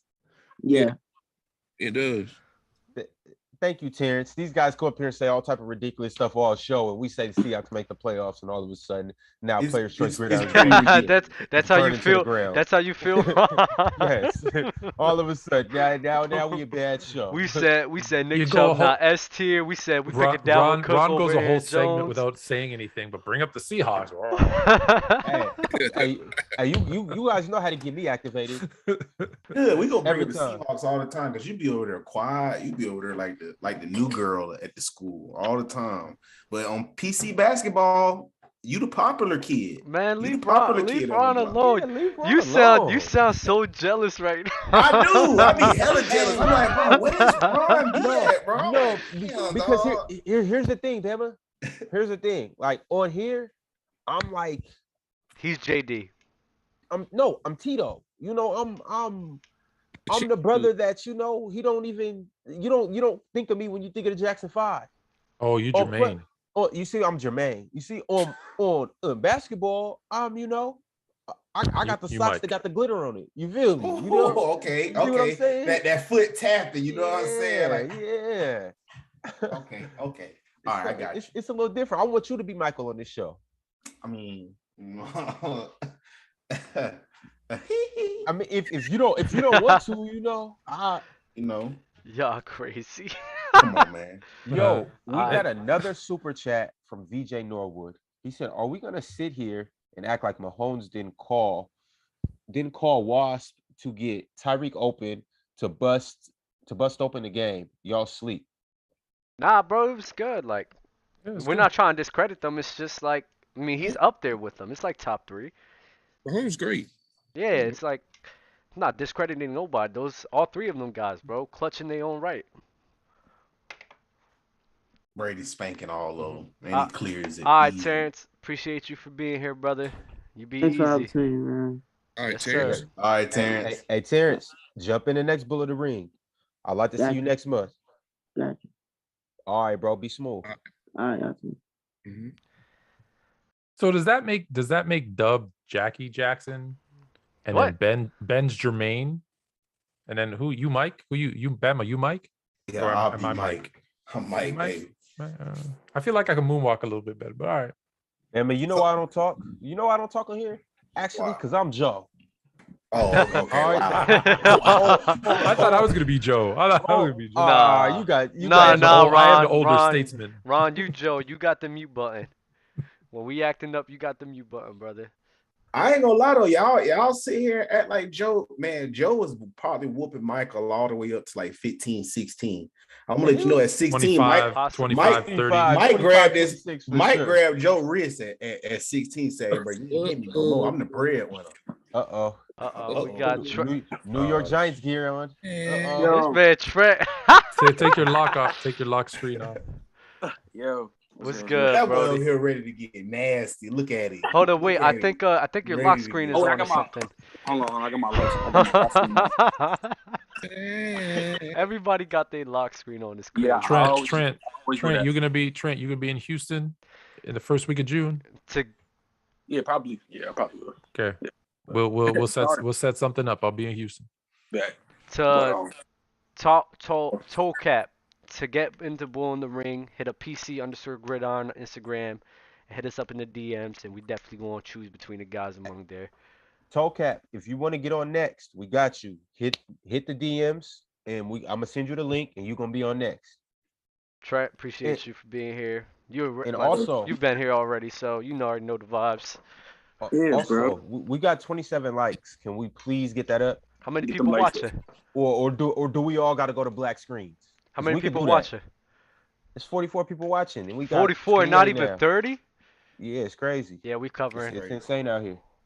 Yeah, it's crazy. Hey, we will go on strike and do a whole show with black screens. Bama and black screen is still undefeated. That was the most undefeated black screen I've ever seen in my life. This man was black screen. He goes Super Saiyan. He was killing CG. I'm not gonna lie, he was killing CG. Bro, kill CG on the black screen. I'm like, damn. I do. Damn, Devin, that's how you feel, bro? Yeah, how we kick somebody out the chat? Yeah, you crazy for taking Kupp coming at the staff. That's just so inconsistent, bro. How's it inconsistent? It has nothing to do with Clutch Gene. Bro, you know how many times you done shit on Kupp coming in the Discord, bro?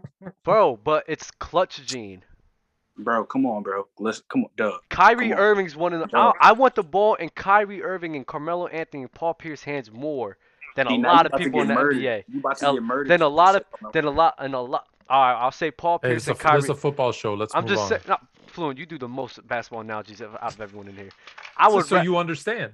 So, Kyrie Irving, I want him in the ball in the clutch for the majority of the time. Do I think he's the best point guard in the league? No. Nah, but he looked pretty good tonight. Ben was being gross, talking about some Davante Smith and Jamar Chase. Wait, what? Yeah, he's a better receiver. No, he's not. He's a better receiver. Because I was just showing them. So, I wish you was in there, but I'll break it down to you, dog. Because, I'll really be analyzing this stuff. So, they was running routes against Ocho Cinco, and they was doing little quick routes right there. So I showed them a quick one of Jalen Waddle, and you saw when it was time to run a route, he gave some little extra. Then when it was time for Chase to go up there, he was just sloppy. It was just But Ben was. And then the next thing Chase went to, Chase said, "Hey, let's run the whole field," because he said, "I'm a deep route specialist." That's instantly what came out of his mouth. He was like, "Hey," he was like, "I don't care about this." He said, "I'm a deep route specialist." Bama, why are we using, bro? That's damn a friendly one-on-one. They not even it's a workout. Then they doing one-on-one. I mean, even though it was a friendly one-on-one, come on, route runner that was out there that was a route runner cooked him easy. Bro, it don't matter, bro. Still, bro. We using Chad Johnson. Come on, that's disgusting. Hey, if you can't get open on Chad Johnson, I know it's going to be rough on Sundays. Then I can see him making the practice squad right now. Now let me stop. It's finished. I mean, I'm just saying, if it wasn't for that deep ball Chase got, it'll be rough for him. It was deep balls. If you look at Chase, if you look at Chase, all of his plays, if you look at all of his plays right now, they was broken plays. If you want to go to the one on Marlowe, you want to use broken plays, tackles, bro, and deep routes. He broke some tackles. So that just shows he's just more athletic. That's what it speaks to. I'm not tripping off his athleticism. I'll give you that. Chase is a way better athlete than Davante Smith. But notice the context of what I said. I said receiver. Way better receiver. Davante That's Smith like me saying. Better. That's like me saying.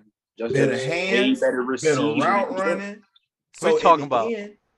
Davante Smith. We talking about Davante Smith and Jamar Chase. I don't know why this is a debate right now. Honestly, I don't know how. I don't know how. We'll see after this year. Because Bama, if Davante Smith gets a receiver, if he gets a quarterback that's not a running back with a quarterback suit on, we'll get to see it.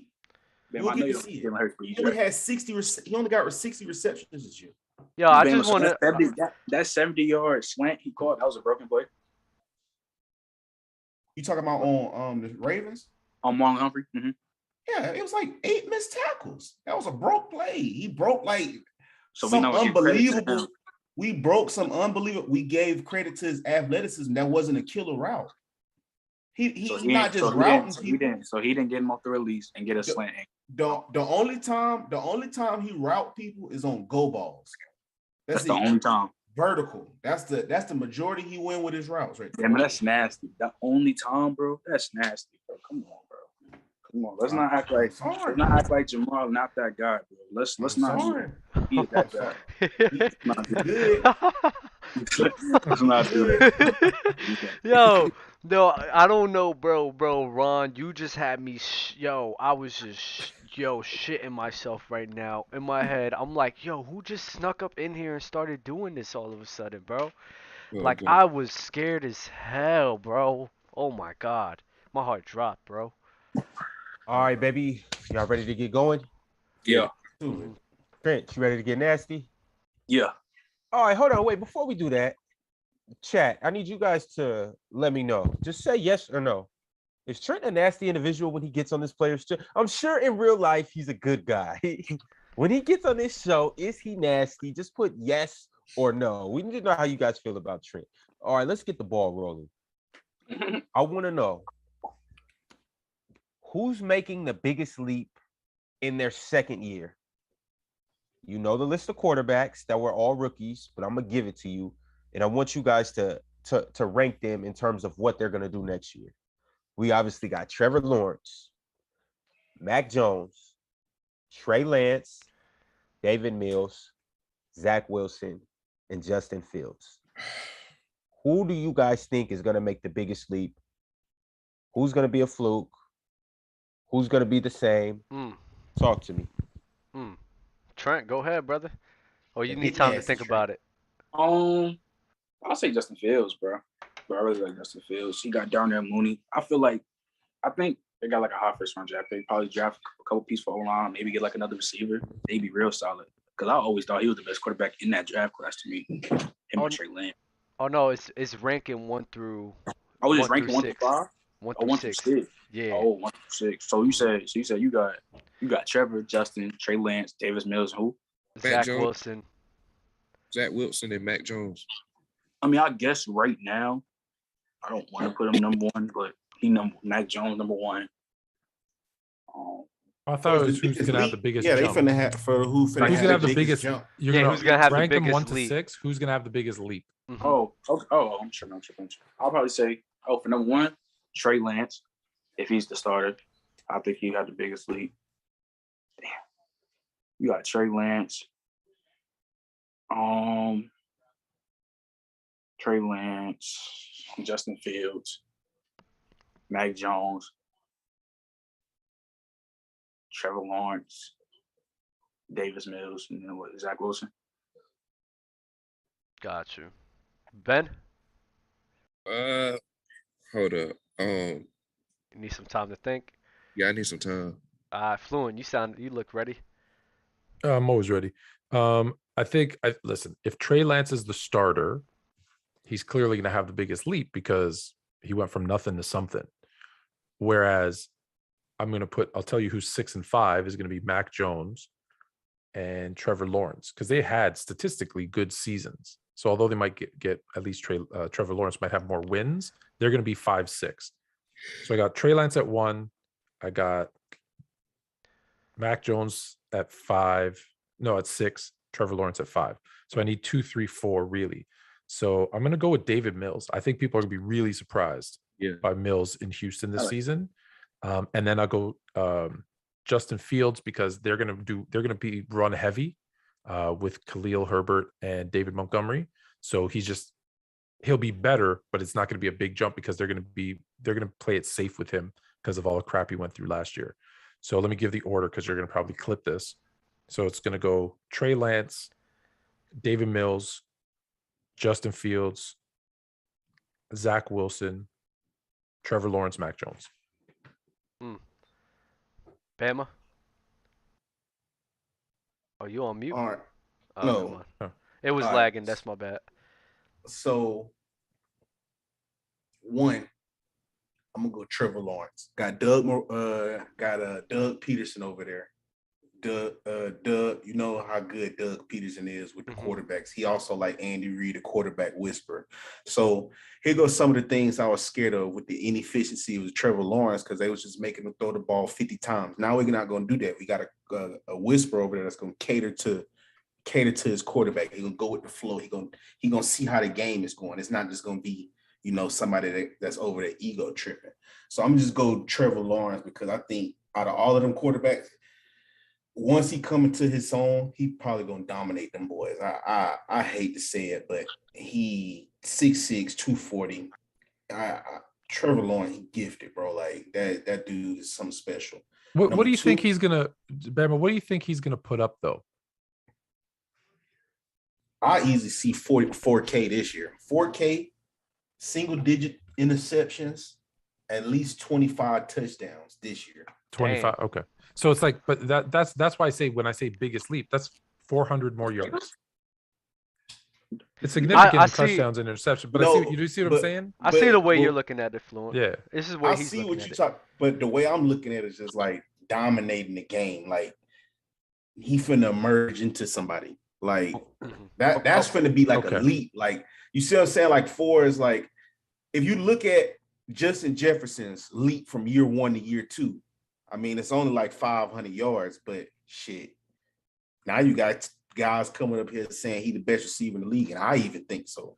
And it's people saying it's not ridiculous to think that. You see what I'm saying? You see how even though it's not that much yard wise, but if you look at it, it's like, damn, dog, this dude possibly could. Yeah, he that dude. So that's why I say he gonna make the biggest leap. Second, my boy Told Cap. I gotta agree with him. Zach Wilson. I was big on saying Zach Wilson was trash, but I went back and looked at him. I don't know, little dude might be special, dog. Like the way he just flicked that ball over the field, I really could see Zach Wilson like being something dynamic. Especially with Flash over there, who they got a receiver, Elijah Moore. That dude's scary. OBJ keep telling the world about him. OBJ even said something about him, and you know how good OBJ is. So I'll say Zach Wilson. Third, I'll say that boy David Mills. Davis. Oh, Davis Mills. Davis Mills. Ooh, even nastier.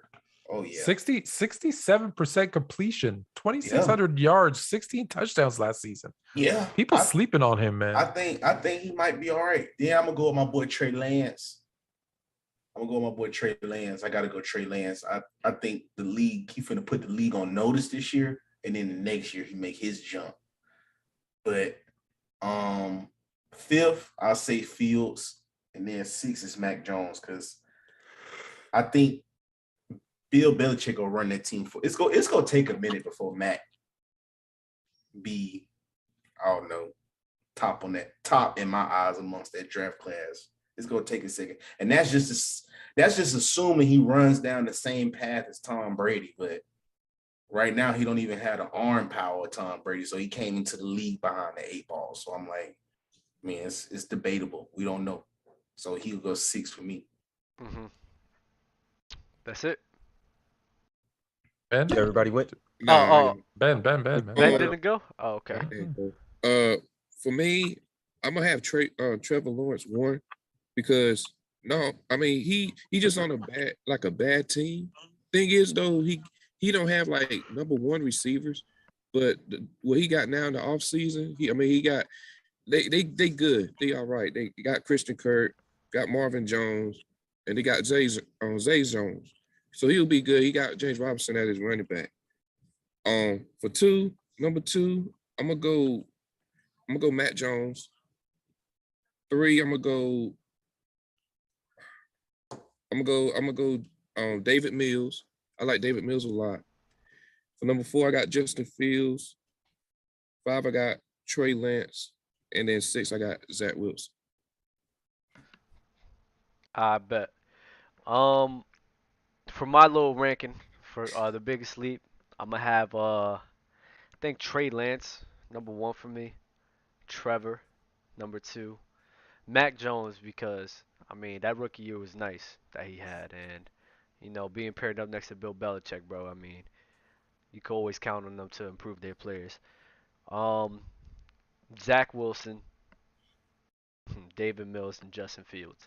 I'm sorry, Fluent. I don't believe in the Bears like that. I'm sorry. I don't believe in the Bears like that, bro. I just don't. Okay. Sorry. Justin Fields better than your running back.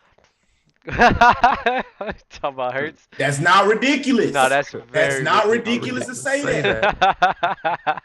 I'm sorry. I don't believe in the Bears and them building up. How can you not believe in the Bears? You don't know anything about. You don't even know anything about them. But Justin Fields dead last is wild. That's wild. I know. It's bad, bro. Justin Fields is like that. He's like that. Yeah. I just don't believe in the Bears, man. I'm sorry, Fluent. I just don't. I don't believe them do a good job. I don't believe them do a good so you saying job. like you don't believe in the Bears organization? I don't believe in the Bears organization to give him a successful career. So I'll say this though: if the Bears fuck around and draft Chris Olave and put him over there with Fields, I'll bump Justin Fields up to 2 or 3 for us with. Not ridiculous. With not ridiculous. Second year jump. I'm trying to tell people, for some odd reason, with these new quarterbacks that's in the league, like I say, these last 3 waves of quarterbacks, these last 3 drafts of quarterbacks, once you get a younger play caller and you get some of the weapons from college over there with them, I think that it might be what them boys need to develop more. I think Joe Burrow might be on to something. Just draft. Can you talk about chemistry value? Yeah, when you draft them, draft whatever weapon they was throwing to over there, and see how fast they develop. Jamar Chase said that on the on the podcast I Am Athlete.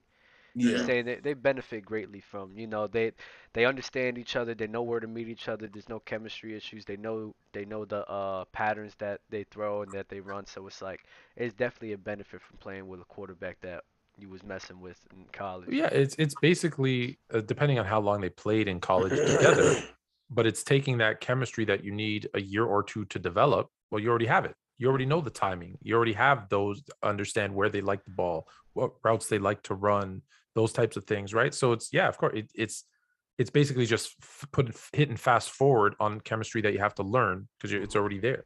Mm-hmm. It makes sense. It makes complete sense. Mm-hmm.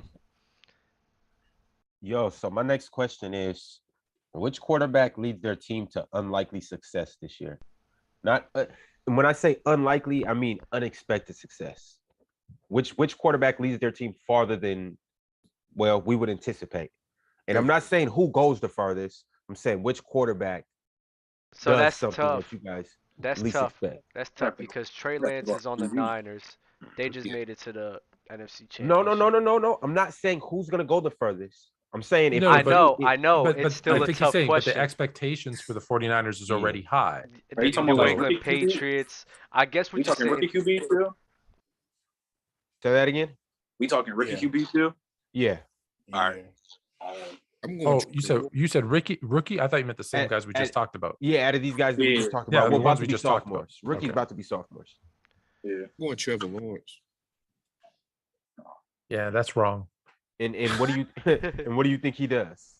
No, I mean the Jags are still in the AFC, right? Mm-hmm.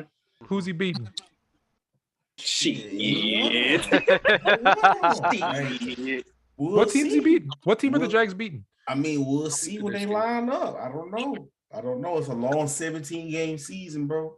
Like I said, if we talking about talent, I understand Buddy a rookie, but shit, T-Law talent ain't far off from them boys, Watson and I think Allen. There's only two quarterbacks who's in the NFC. The question is who's going to exceed expectations. So what's your expectations of the Jags? Well, the expectation is what? They're going to win 6 games?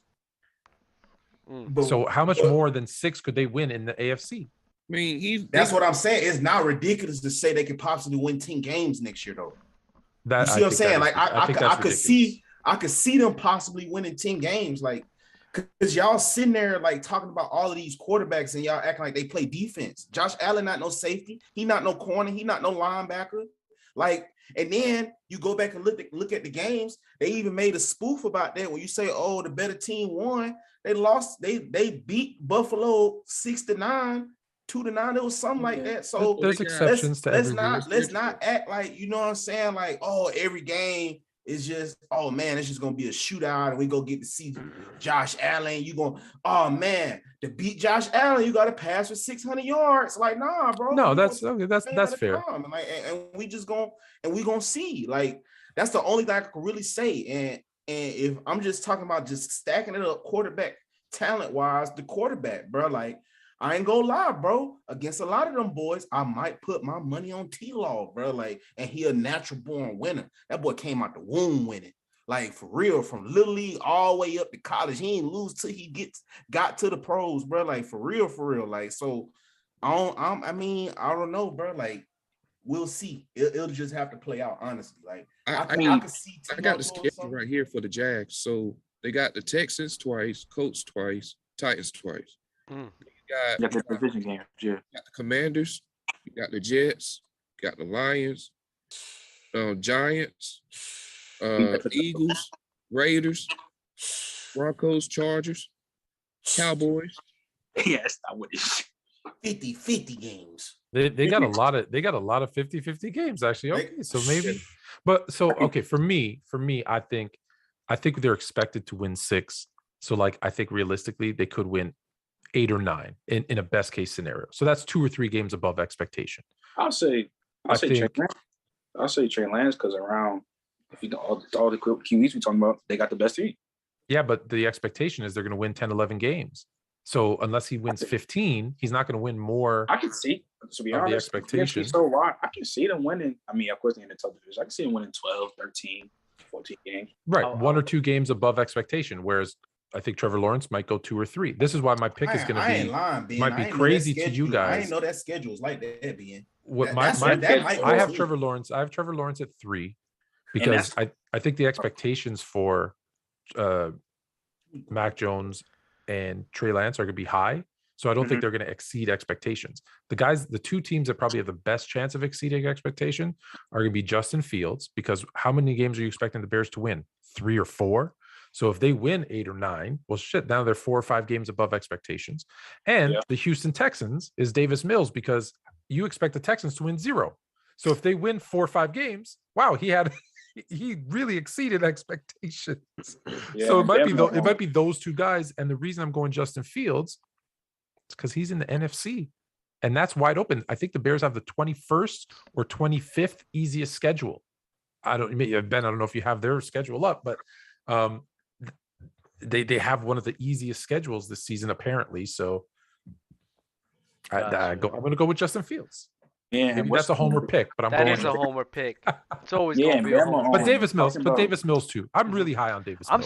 I'm sorry. And I know I love Lovie Smith. I love Lovie Smith. So I think Texans and Jags in the same division, right? Yeah. They are. You got that.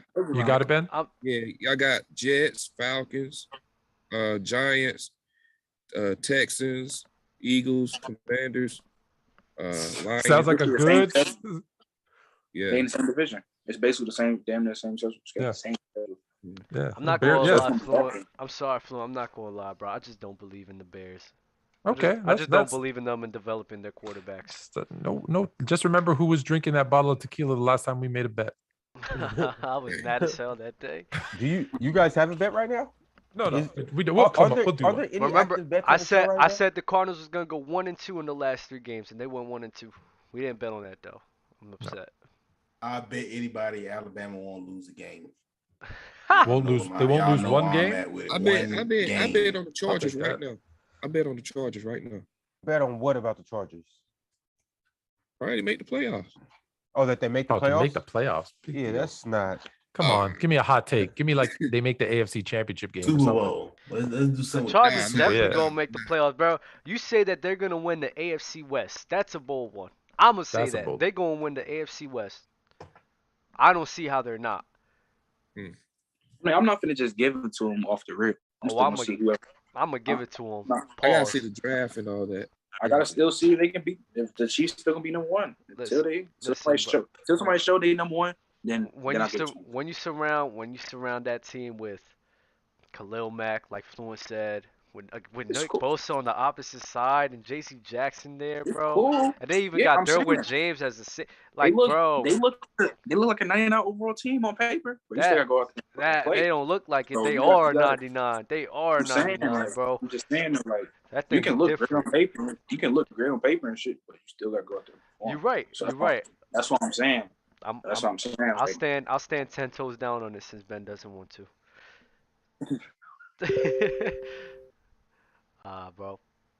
All right, y'all. We're gonna move on to the next topic. Yo, Trent, my guy. It's always a pleasure. Always, bro. Yo, real quick. Yeah, my boy. What's up? Talk to us. LSU produced more better players than Alabama. That's a whole other conference. You lying to yourself. I'm not lying. They don't even have a better receiving room. They don't even have a better receiving room. They produce better players. You are lying to yourself. Lying. Do not That's lie a whole to other the public combo, like this. It's It's not a whole nother. It's not a whole nother combo. I ain't even got to bring up nobody recent. I ain't even got to bring up nobody recent. Y'all don't have nobody better. Y'all don't have nobody better than Derek Thomas that's ever been to y'all school. It is nobody better than Derek Thomas. I ain't even got to bring up nobody else from recent. Facts, T-Bone. Bring up nobody from recent. Facts, T-Bone. Talk to him. That's a whole nother combo. Yo, you know what we're gonna do? Trent, we're gonna have you back on the show. You know what, T-Bone, it'd be nice to get you on the show too. And here's what we're gonna do. We're gonna do a draft. LSU versus Bama. And we're gonna see who puts together the better team. Bet. Shit. All right, bet. All-time Bama versus all-time LSU. All-time? Or we can do current. Whatever you guys want to do. All time. We'll just kill it all time. Okay. Do all time. I'm with it. He gonna need it. I can go current easily. I can go current easily. Dang.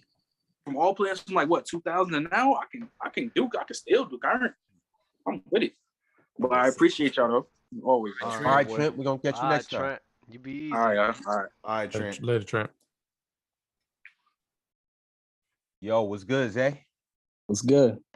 We got Zay in the clutch. Yo. How you living, bro? What's up? Good. I'm doing good. How you doing? I'm cool, man. Talk to the people. Introduce yourself.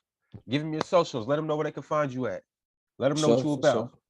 For sure. Instagram, you can find me on Isaiah McGraw.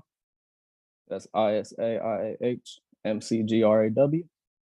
And I don't use Twitter and none of that, so you know what I'm saying? That's really it. How old are you? 21. 21. Gotcha. Yeah. Yo, Isaiah.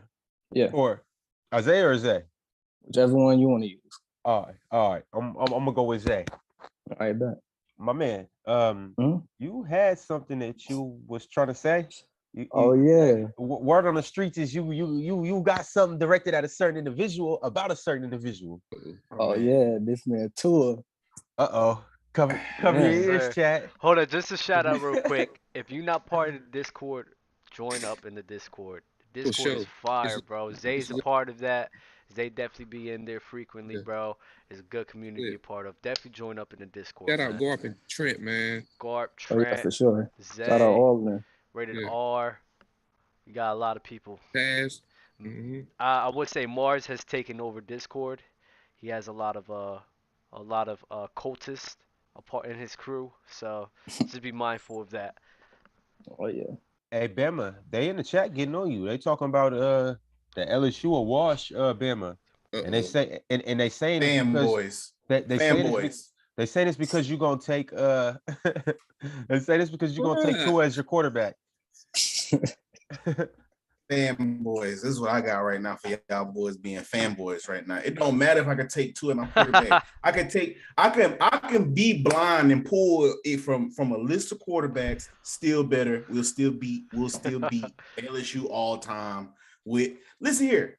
Y'all coach, the only coach y'all really won with for real was better with us. That should tell you. And I'm gonna go even on a further limb. There's more talent in the state of Alabama than LSU. And then the state of Louisiana. I'll say that right now too. So we can go all the way down the line from Bama having the better team than LSU, and also the state of Alabama just have better athletes in general. I'll say this one more time too. It is one crazy stat that has never happened in the history of football but one time. And what's that? All right. What might that be? In the national championship, LSU only crossed the 50-yard line one time in that game. When they crossed the 50-yard line once, they turned the ball over. So they didn't even accumulate 100 yards of total offense. Alabama had more special team offense. Yo, wait, what is going on here? I thought they were going to talk to you about Tua. Yeah, we can What's talk going about on Tua, is it looks like Bama, but the chat was with your granny. Yeah. With these grannies, because they talking crazy about LSU and Alabama, and that college football just get me riled up. So I'm sorry, bro. Y'all not finna talk about this LSU, bro. This is a wash, bro. Like we not even finna do this, bro. Like I'm not. Y'all just fans at this point, bro. Y'all only got one national championship, and guess who followed it up with a national championship? Alabama. Like Alabama won the year before, y'all won. Then we won right after. Well, I'm not even finna do this, bro. Like y'all only had one good year, and y'all was ass right after this. Y'all was horrible. Y'all was a JUCO team this year. Can you unblack your screen so you and Zay can have this one-on-one real quick? I think Zay has a lot of smoke for you. He ain't got no smoke with me because he's talking crazy about Tua, one of the more efficient quarterbacks. One of the more efficient quarterbacks in the NFL, though. You mean RPO? All right, Zay. I just muted Bama. Let him have it. While he's on mute, let him know everything he needs to hear. For sure. He's talking about RPO guy for one. One of the top RPO quarterbacks, not deep route. I don't know why we keep assuming that Tua can throw the deep ball with Tyreek and Jalen Waddle and it's going to work when last year. Let me see the stat real quick. Tua finished 25 in qualifying quarterbacks on deep throw rate, which was 7.5%. And he finished 25% in QB rating when throwing 20-plus yards down the field, which was 77%. So where do we keep this? Is why I say when we running them dumbass numbers like that, he had no receivers, right? None of his receivers was on the field. We could talk about Davante Parker, deep threat, didn't play. Broken ass 11 games. Preston Williams didn't play. Broken ass 4 games he played. His number one deep threat was Gesicki. Let me ask you this. Was Gesicki known as a deep threat in college for tight end? Anybody? Matter of fact, everybody on this list, since y'all love NFL so much, tell me about Mike Gesicki. Is he known as a deep threat? His leading deep threat was Ryan Hollins. Ryan Hollins came in through the under realms of football to get into the NFL. So that was his number one deep threat. So we're gonna lean on. He was 25%. He was 25. He ranked down here. Guess what? 7 wins in a row. Did your favorite quarterback do 7 wins in a row this year? Yeah, you got to think about it. No. Yeah. Wait. Who's his favorite quarterback? Who's your favorite? I think so. I got it. If his favorite's Patrick Mahomes, it was 8. Yeah, it's Mahomes for sure. Oh, there you go. There you go. So what do you got to say to rebuttal that, Zay? For one, I just want to know what's the difference between Tua and Mac Jones. Because to me, Mac Jones is better than Tua. That's just what you say. I mean, what makes Tua better than Mac Jones? Some people like Brussels sprouts. I just don't judge. That's how you feel, bro. Like, you know what I'm saying? Is it ridiculous to say that? No, that is ridiculous to say that. I'm not gonna lie. It's ridiculous. It's ridiculous. It's kind of ridiculous because you know what I'm saying? Like, I understand, like, y'all boys young, you young boys real nasty. Y'all get real nasty. I think it's because y'all pants be too tight or something. I don't know, bro. Like, it just, y'all get real nasty nowadays, bro. And I just can't understand this because at the end of the day, Tua win games. I don't know where y'all get turned the ball over from because that's what he don't do. 2-to-1 ratio. Like, for every 2 touchdowns he throw, he got an interception. I mean, that's not turning the ball over. Ridiculous. So now you gave him weapons. So all the thing I could go back to when he was in college, he was in the same situation. His Kupp raneth over with weapons. Way better receivers than LSU too, by the way. And you saw what he did. All of them boys almost had 1,000 yards. All of them. Every last receiver almost had 1,000 yards. So if you think he's not going to do that with them, if you think he's not going to do that with Tyreek, that's a lie. Because obviously y'all don't watch Mike McDaniel's offenses. This is finna be a ridiculous track meet, dog. Like I said, my dark horse for the MVP this year, I think he easily finishing top 3 is Tua. So Tua is easily finishing top 3 for MVP this year. So easily. I will say this. I remember when we first started the show. This man was talking about the killer, the diller, the ghost face killer, Aaron Rodgers. So you're praising Tua right now. But if he doesn't perform to your expectations, I don't know about Aaron Rodgers. I want to see the heel turn. He went to Cal and all that. I want to see the heel turn if he doesn't perform the way you want him to perform. No heel turn. It ain't a heel turn. Why not? It ain't a heel turn because I know what Tua is, bro. Like he turned tea into whiskey, bro. Y'all wasn't there. Y'all wasn't there when he won the deer hunting rifle competition. Everybody was grown but Tua. He won it with a knife. Listen here. He won it all with a knife. Second place had a bolt action sniper. Third place had a 30-30. Tua won the deer hunting rifle competition with a knife. I'm sorry, bro. Like, so you comparing deer hunting to football? It don't matter, bro. I'm just letting you know. Tua's the only man on this planet that can outrun his shadow. I've never heard that. I've never heard that before in my life. I'm just letting you know he's a superhero, bro. Like, I'm for real. Nah. His mom and daddy should be able to eat with the Obamas at least twice a year. They beautiful people, man. Like, I'm trying to tell y'all this, man. Like, dude, this dude, he's just destined, dog. Like, he destined for this. I'm gonna tell y'all what Jalen Waddle said right now. If you think that Tua is a bust, dog, you got to go back. How many people you could plug into a national championship down 13 points and your team come out and win it, and you have a walk-off touchdown? but like you laughing like that. Tim Tebow? No, Tim Tebow never did that. Tim Tebow could never. He wasn't clutching in college. He wasn't winning in college. Down 13. But this is what I'm saying. Tua, as a freshman, came in down 13 against Georgia, #1 ranked defense in the country, right?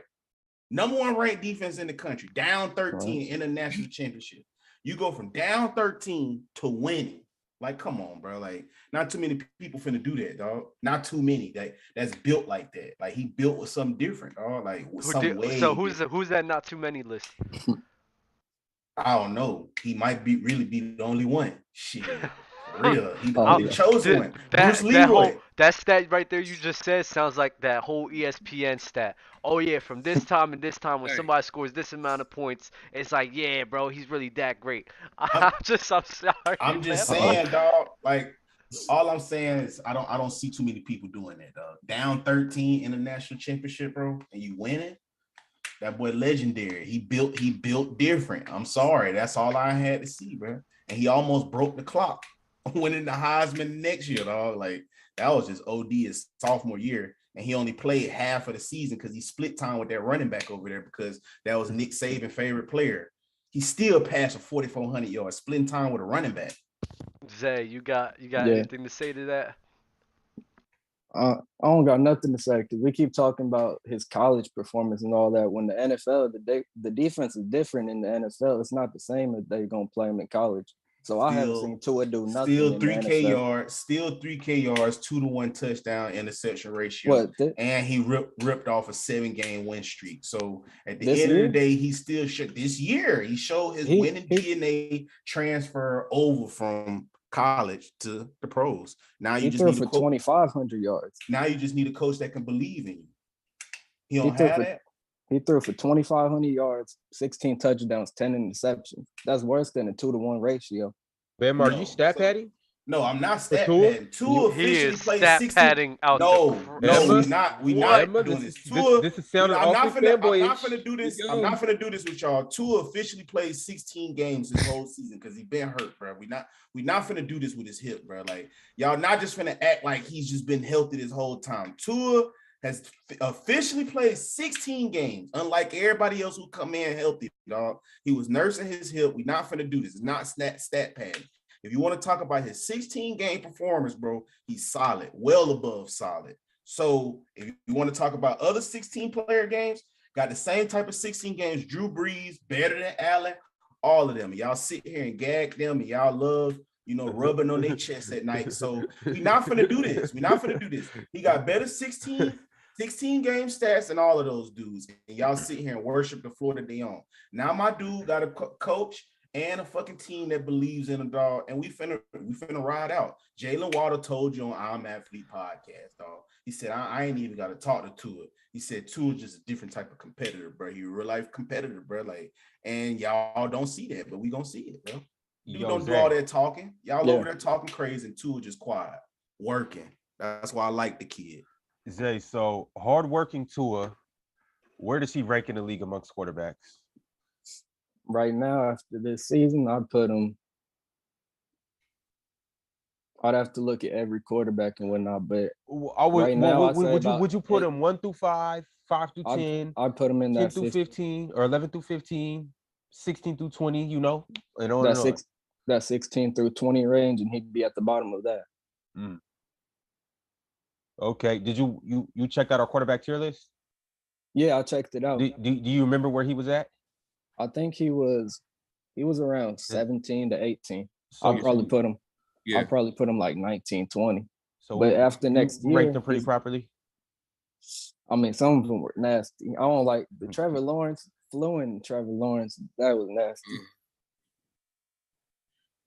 Why was that nasty? Because at that point we're just like looking ahead of time, and I don't think in 1 year Trevor Lawrence is going to become that hot or that much higher than what he is right now.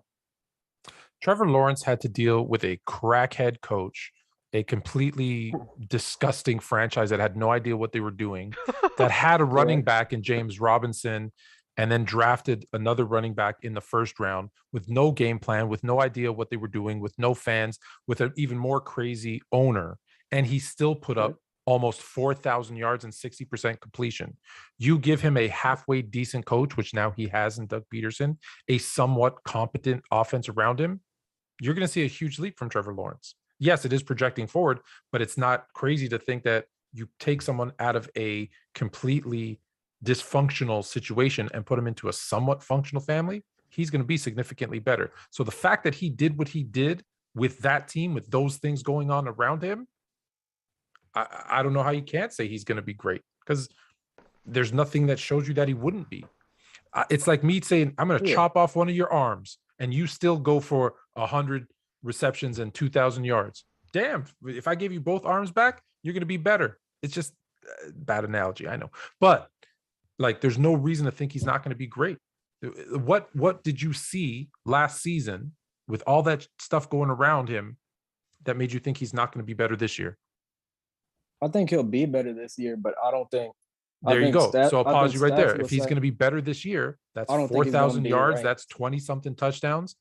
That's a top 20 quarterback. Where was he even ranked at? Was it top 15? He was ranked top 15 for sure. Are you and sure? I'm not. And I can check it out. Check. I thought it was top 20. He might have slowly dropped down. And well, we put people knowing that they're going to get pushed. Yeah, but I think he ended top 15. Yeah, top.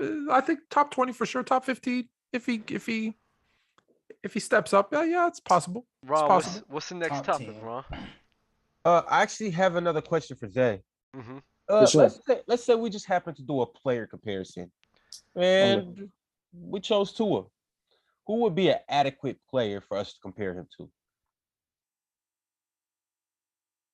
It might sound nasty, but so far the stats and all that have proved it. Sam Bradford. and if you go look, they're identical. First, they're identical. This is why I say, bro, you like 13. You comparing stats, because I can find those same stats and compare them to Drew Brees. He sees Sam Bradford. And I've watched Sam man, he ain't see no damn Sam Bradford. I see Sam Bradford. What you talking about? I can easily run to them same stats and compare him to Drew Brees. He had the same 16 game stats as Drew Brees, and look how Drew Brees' career turned out. So stats can go either way. And then Sam Bradford came into the league. He came into the league and played right off the bat. Right off the bat. Like I said, my boy was nursing an injury. Then on top of that, Sam Bradford played into an organization that actually believed in him.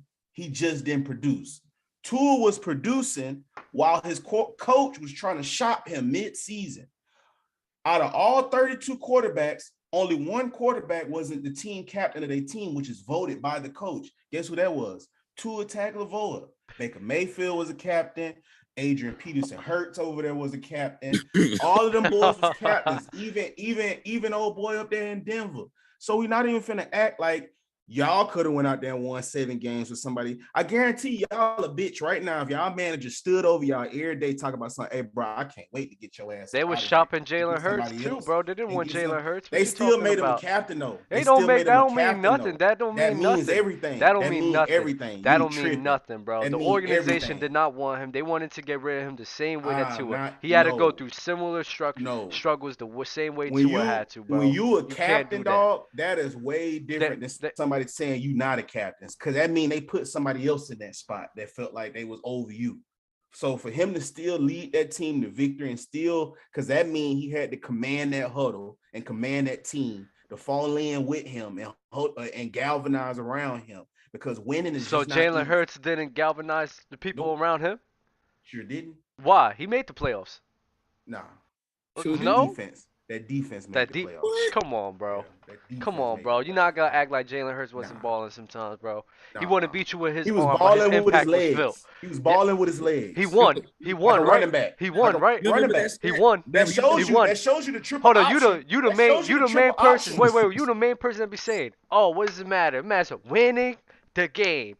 You said when all I'm gonna say it like this. I'm gonna say it just like you. I'm gonna say it just like you. When we all boil down to it, what does it go down to? Winning the game.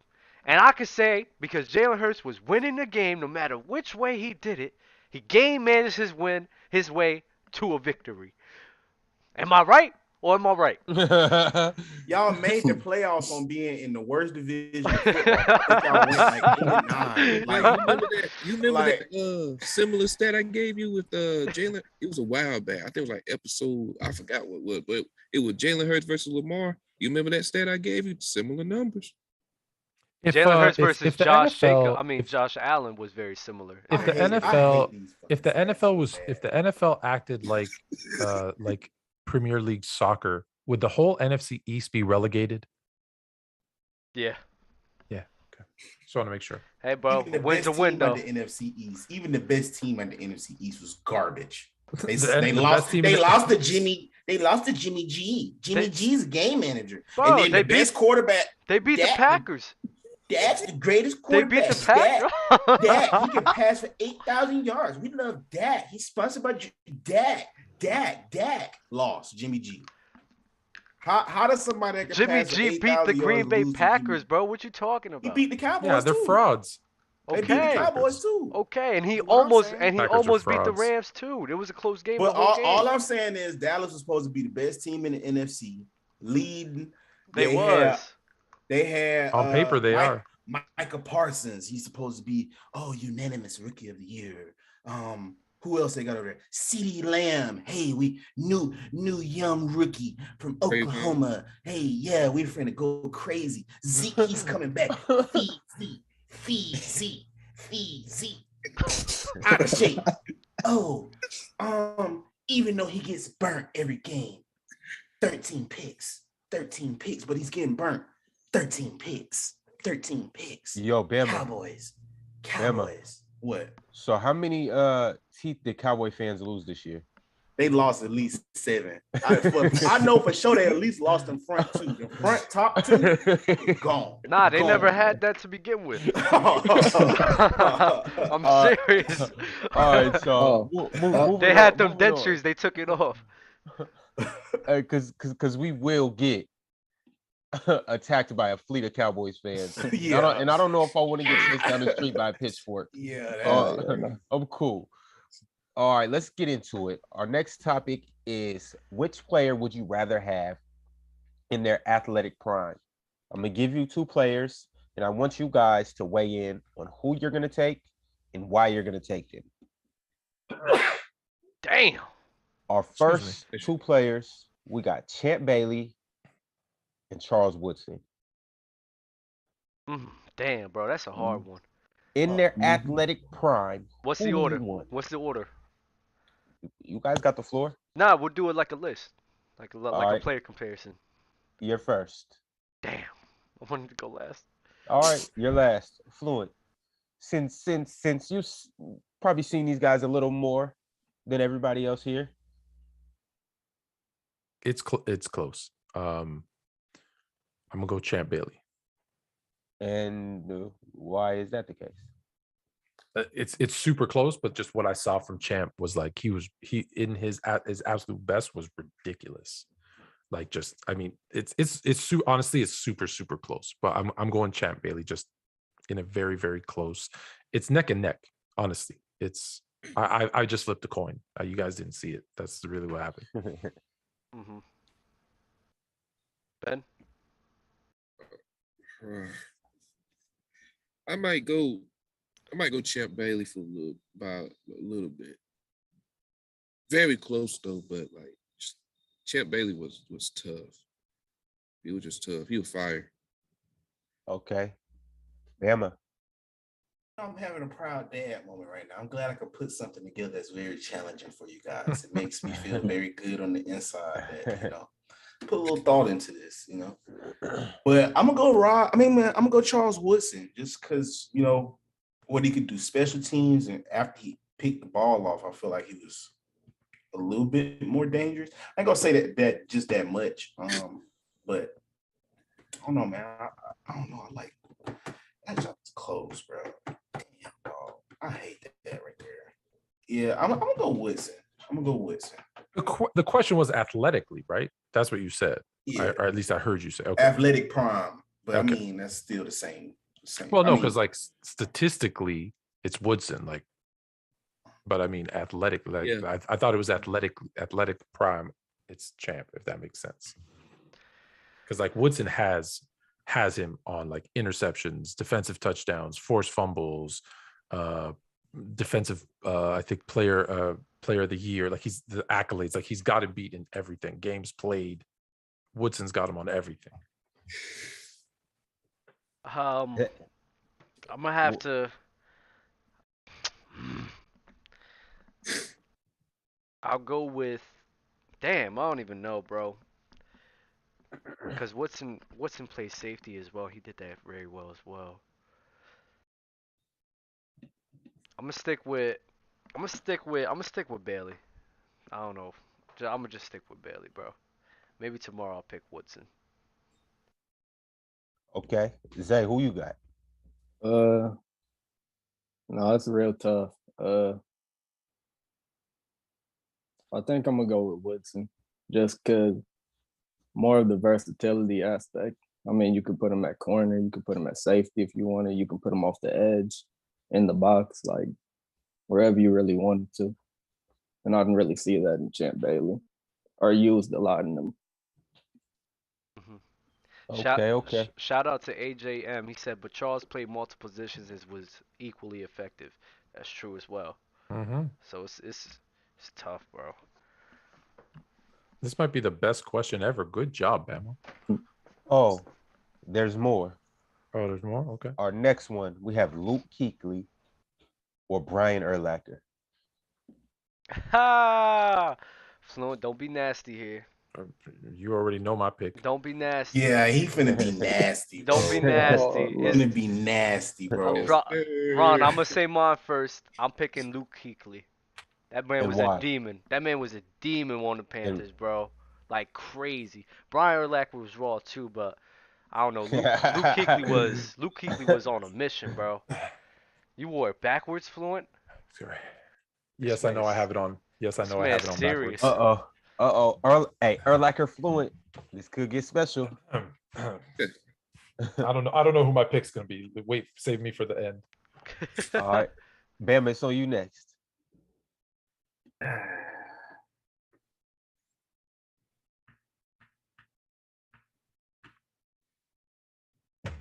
You want me to help you? Brian it starts with the I gotta go Brian Urlacher.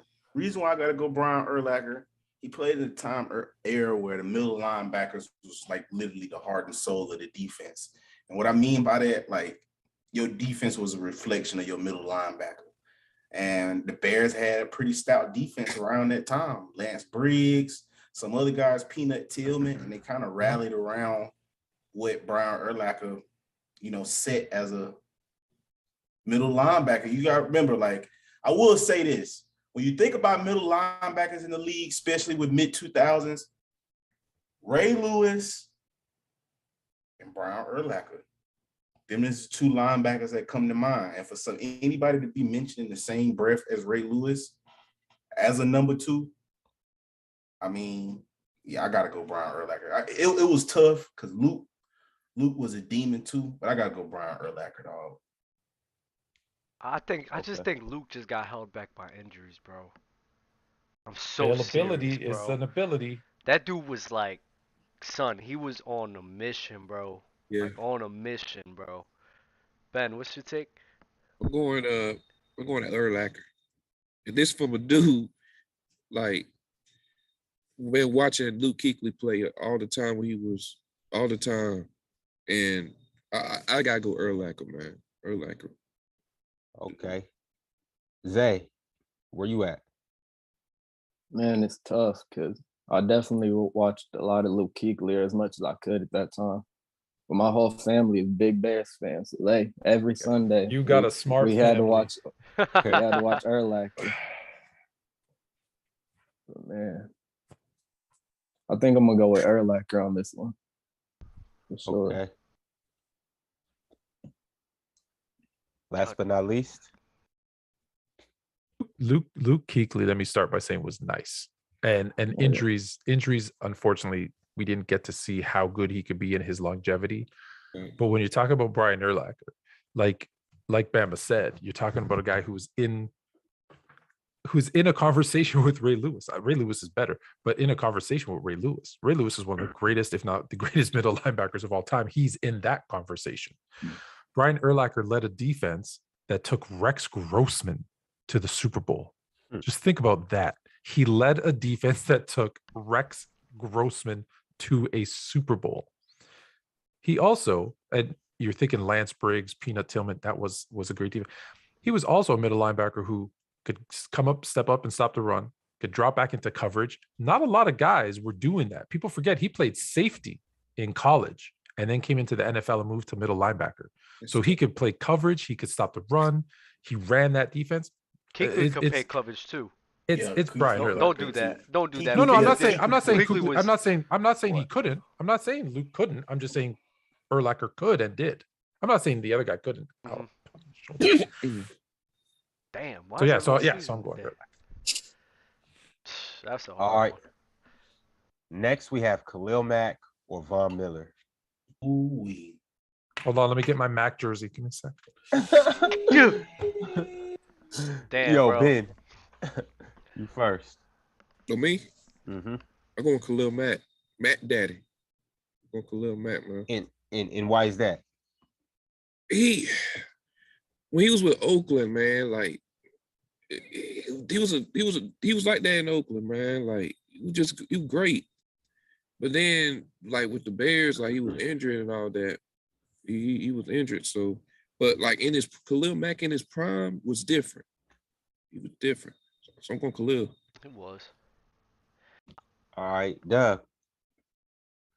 I'm gonna go with Von Miller, bro. Especially what he did on Cam Newton, bro, in the Super Bowl, bro. That defense carried Peyton Manning that year. Carried the hell out of them. Peyton Manning didn't belong in the Super Bowl. So, Von Miller, bro, in his prime, bro, it's like that dude was different, bro. Like it was crazy to see. DeMarcus Ware was with him as well, but DeMarcus Ware wasn't DeMarcus Ware at that time. Like Von Miller was shit. I gotta go with Von. Strip sack Miller, bro. He had like 17 sacks and he had like five or six like forced fumbles, bro. Like he was like on a rampage that year, bro. Like stripping the ball. That he was OD, bro, with that strip sack. Like that was really his name, Strip Sack Miller, bro. Like I don't know. I gotta stick with Miller, bro.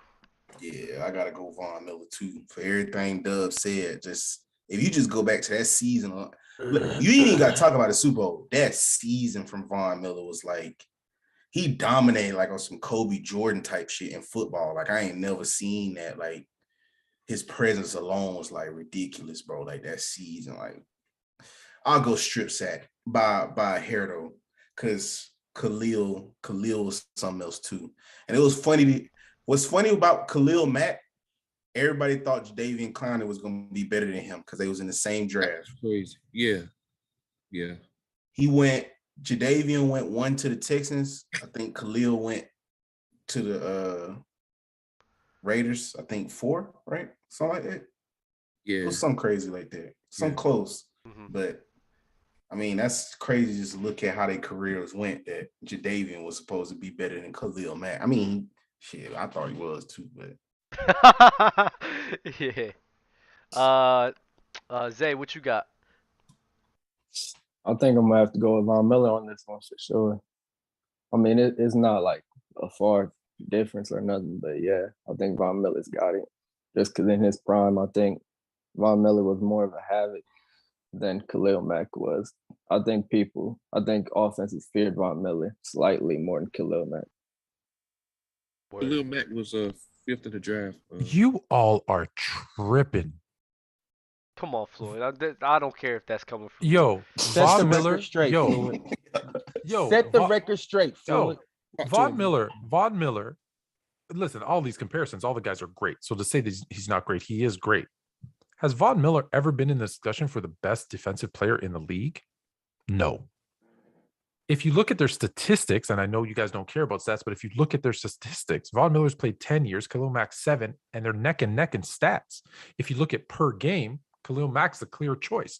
You say people didn't fear Khalil Mack? Are you crazy? As a Raider and his first year when he was healthy with the Bears, he came in, I think his first game had like 5 sacks, 3 strips. People were petrified of Khalil Mack. The only thing that could stop him was injuries. And again, I go back to what I said earlier in the show. We were comparing him to Donald. Have you ever compared Von Miller to Aaron Donald? Never. Khalil Mack it's close. Von Miller's great. It's Khalil Mack. That's crazy. That's crazy not to pick him. Crazy. You never considered Von Miller one of the best defenders in the league on the Broncos? What? No, not one of the best. No, I think he was the best. When was he the best? That year? 2012. That year where he what? His second year in the league? Bro, he was the best defender in the league? Bro, who was better? 18.5 sacks, 6 forced fumbles. Son, I'm not gonna sit here and say like you're tripping for picking Khalil Mack, because I think I ain't gonna lie, Zay, you are a little bit tripping. They did fear Khalil Mack. They fear Khalil Mack crazy. But no, I didn't say they didn't. They looked at where's Mack. A little more. But Von Miller was definitely probably a 1 or 2 year stretch where he was the best defender in the league. Okay. If you say so, I believe you. All right, fellas. Last but certainly not least, we have Bob Sanders and Brian Dawkins. Ooh. You know where I'm going, bro. Oh yeah, I forgot. Oh my gosh, I shouldn't have put Brian Dawkins. I'm sticking with the Eagles, bro. I'm sticking with my man's Brian Dawkins, bro. What he did with our team, bro. What he did with squad. Much respect to him, bro. Brian Dawkins all the way, man. I'll go Brian Dawkins too. But Bob Sanders was fire. Bob Sanders was fire though. He was fire, man. It's close. I got Dawkins though. Bob was so tough. Yeah. Hit power. Floyd, where you at? You know, it's interesting because it's a similar conversation that we had before. When Bob Sanders was healthy, he was a wrecking ball. And like the Colts didn't lose when he was playing, but injuries, he couldn't stay on the field. So Dawkins wins out just because he was able to stay on the field. But man, if you could guarantee me Bob Sanders healthy for 5 seasons, I'm taking him 10 times out of 10 over almost anybody. He was crazy. So good at his position. He was crazy. Zay? I mean, I think I got to take the dude that wore the jersey from the back, so I got to go Bob Sanders. Any year that Bob Sanders was on the field, he was always first team. Always. Mack was never the best defender. Nah, G baby, you're not gonna do that, bro. G baby, Khalil Mack was. He was the defensive rookie of the year, defensive player of the year 2 times, Pro Bowler every. Get out of here. Go get off the chat. If you don't know football, get off the chat. He's actually gonna be our next guest, actually. So he was never the best player. Get out of here. That's perfect timing. That is perfect time. Oh, he was. Hold on, wait. Alabama. Who are you taking? Oh, you already know, bro. I gotta go with my fellow honey badger, Mighty Mouse, Bob Sanders, dog. Got an emotional attachment to them boys. Because the original was gonna be either him or Troy Polamalu, and I just couldn't. It was too hard, bro. It was too hard. I really would have had to I would have had to cry, bro, between choosing one of them, bro. Oh, Troy Polamalu. Yeah, but I gotta go Bob Sanders, man. That dude was like, I don't know, bro. Like he just showed me that anybody can do it. Like just get out there. You know what I'm saying? Like. Everybody a man, you feel me? Everybody put their pads on one pad at a time, you know what I'm saying? So that's why I like that boy Bob Sanders, dog. Like that was my probably favorite safety back in that time for sure. Him and Mike Doss, I remember like it was yesterday. The boys used to be back there. Bob Sanders, easy for me. Okay. Yo, Zay, the pleasure was ours. Appreciate you coming on. What jersey is that in the back? That's a Reggie Wayne jersey. Yeah. Are you a Colts fan? Wayne. From Indy. So yeah. Okay. Well, what part of Indy? What part of Indy? I'm from Fort Wayne. Oh, okay. Yeah. That's cool. Zay, all right, man. Appreciate you, brother. Definitely gonna see you. Definitely gonna talk to you later. You already know, bro. Oh yeah, for sure. All right, Zay in the clutch. Zay in the clutch. Zay, say what's up to the family members that are Bears fans. Nobody else. Oh, for sure. For sure. All right, man. Be all right, Zay. All right. Yes, sir, Zay. All right, y'all too, man. For sure. Here he is. Y'all know him. I'm really getting nice with this right now, bro. Y'all know him. Clicking stuff and everything. Y'all not seeing it, but I'm really getting tough. We can't see anything you're doing. Can't see. We got G Baby in the building. Oh my God. What's going on? G Baby, the legend. Legend. Shout out to G Baby, man. He started his own podcast. Him, I'm So Godly, Dame, Keeping It G podcast, correct? Yeah. Yes, the format seems. I like watching it because the format feels very familiar. I mean, I drag inspiration from the best. So don't do that, Floyd. I like it. No, I'm saying I like it. We teach. I'm saying I like it. But Fluent, just to confirm, I think Khalil Mack was the best defensive player in the league. I was asking Trent. Trent had a comment that was like. Nah, because Trent had a comment was like Mac was never that, and that's all I saw. So I was like, Mac wasn't the best defensive player in the league. Okay. Nah, he was saying something else. So Trent always has bad takes. I like Trent, but he's got bad takes. Yeah, he does, unfortunately. Would his father be proud? No, his father would tell him no, but his father will tell you, hey man, he has his own thoughts and opinions. They're wrong, but he has them. Yeah, but appreciate y'all for bringing me on. You know, it's always a pleasure. So most definitely, G Baby. You know what time it is. It's always love from Player's Choice. You said I'm sorry, I'm reading the chat, but Trent is talking crazy.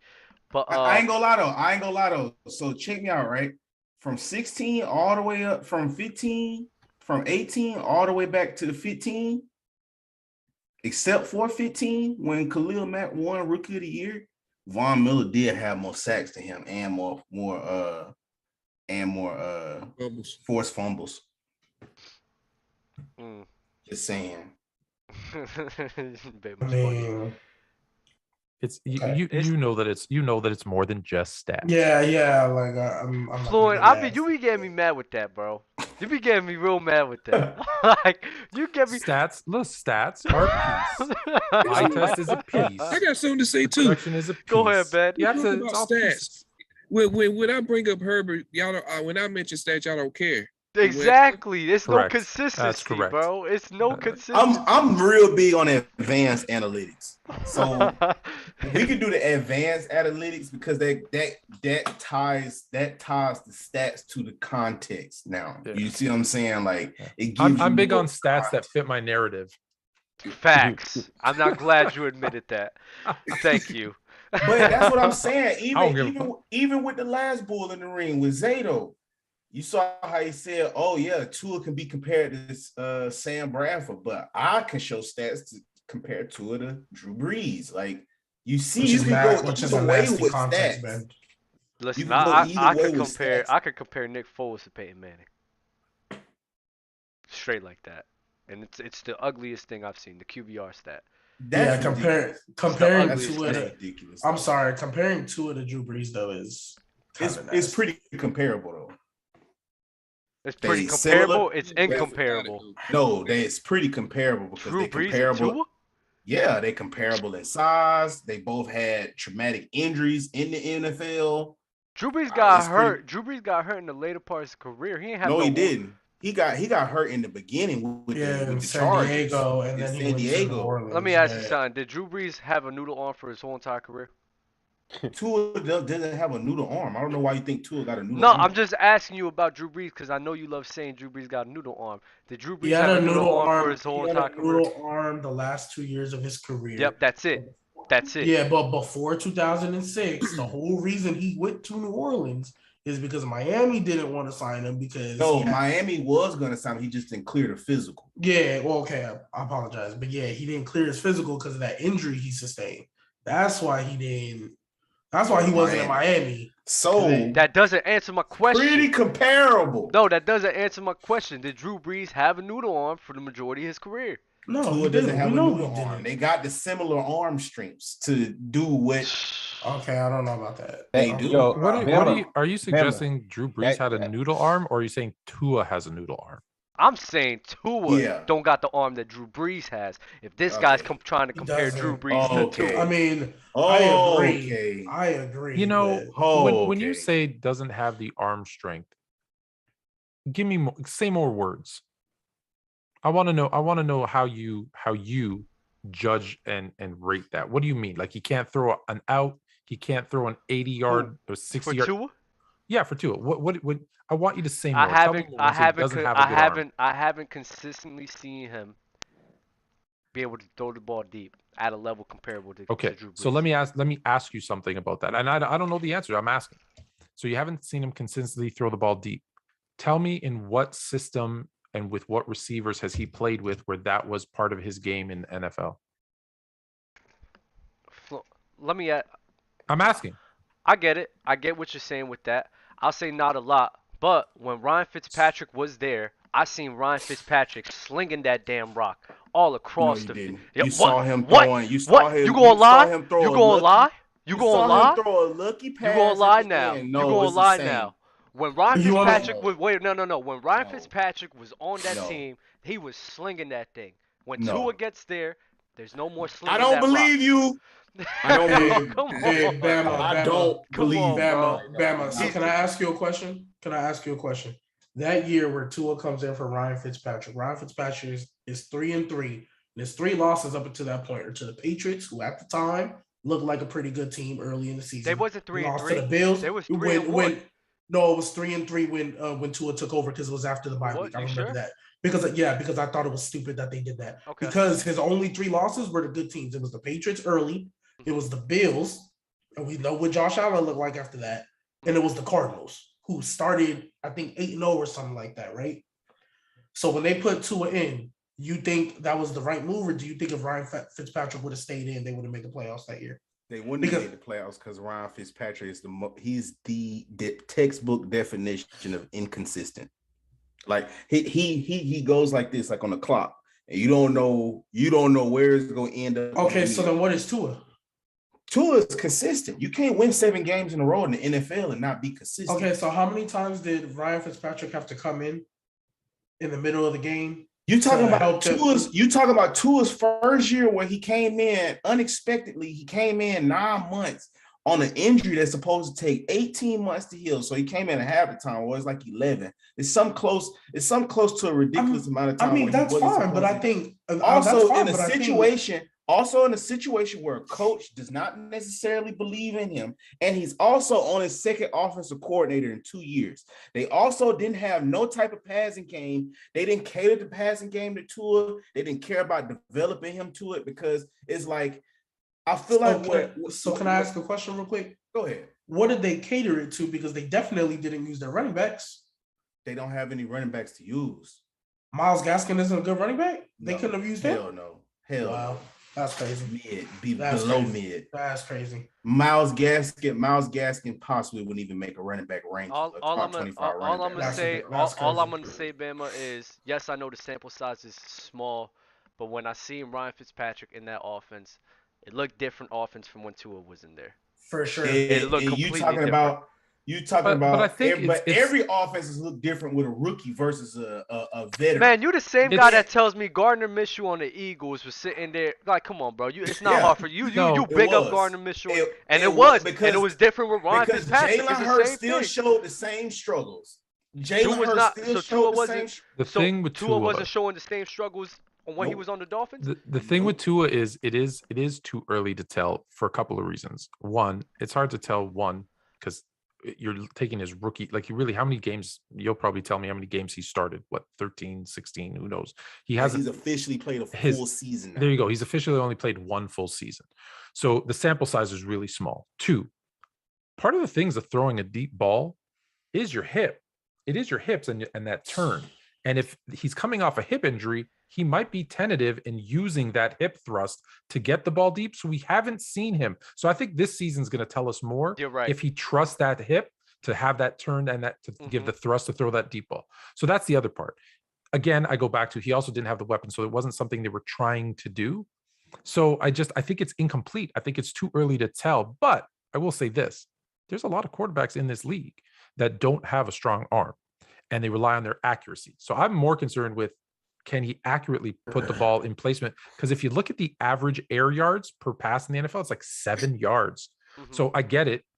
You're going to have to throw the deep ball. You got to keep off defenses honest. However, I think accuracy is going to be more important for him than throwing the deep ball. And like I said, I think it's incomplete to really say whether he can throw the deep ball yet or not because of that hip thing. I think we're going to see this year after this year. I think what you said.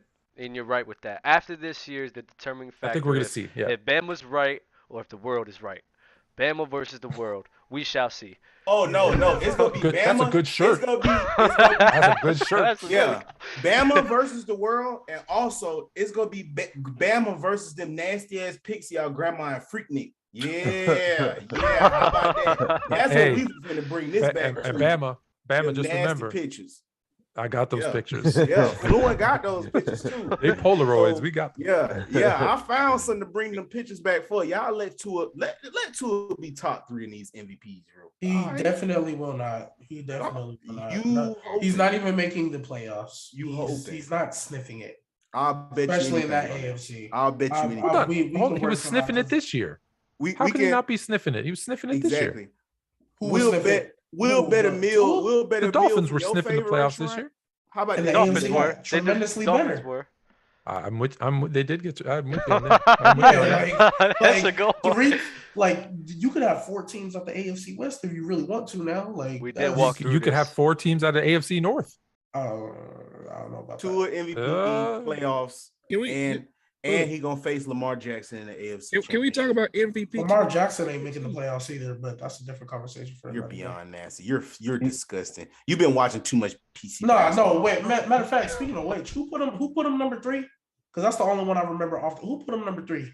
Me. Who number 3? I did. I put Lamar number 3. Oh no, I put Lamar number 3. I put him above Josh Allen.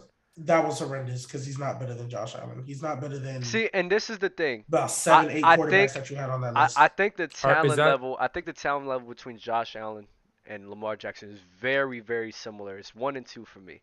I don't think you could dismiss Lamar Jackson, and I don't think you could dismiss Josh Allen. But the way you just sat here and you just sit here, I could name a lot of quarterbacks better than Lamar Jackson. I said 7, 8. He's top 10. He's top 10, but he's like 8 or 9. I can't name 7 or 8. But the last time we saw Lamar Jackson, he's playing MVP football. Why did he drop? Because he got hurt? Yeah, he was playing MVP football this year, man. That's nuts that people can't get hurt no more. He was? Yeah, he was. I swear he was. Okay. He had a couple. 8 and 3. That's cool. Like Stafford was what was Stafford record to start the year? That's winning. What was Kyler Murray and then what was Brady's record to start the year? Like all I'm saying, so 6 more games. You think Lamar Jackson just finna go 0-6 after he went? Okay, so I will say this. I think after that 8-3, I think they would have still made the playoffs, but he would have just went back in there and not did anything again. I mean, man, Joe Burrow. Dude, hold on. Time out. Because Joe Burrow did not have a strong outing this year. He did not. He did his thing. Outing what? When?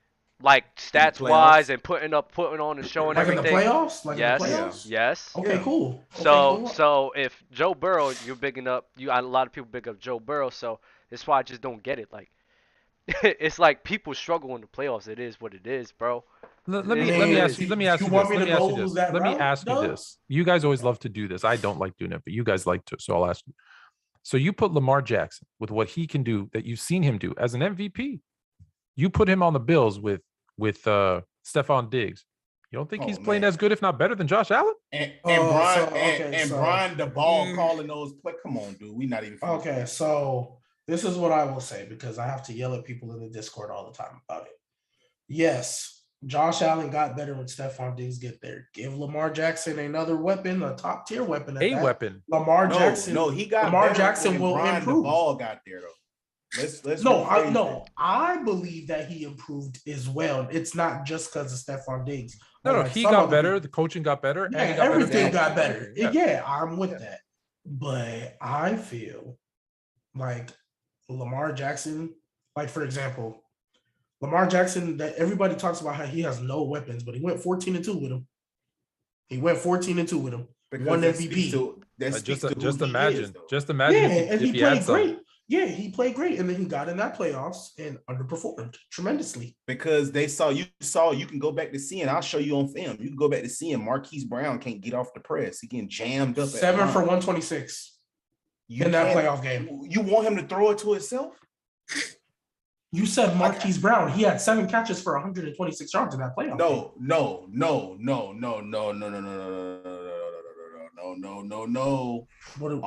All of the playoff games you go back to, nobody is getting open when Lamar needs them to get open, dog. Nobody is running the ball. All of them running backs. So what were they doing in the regular season?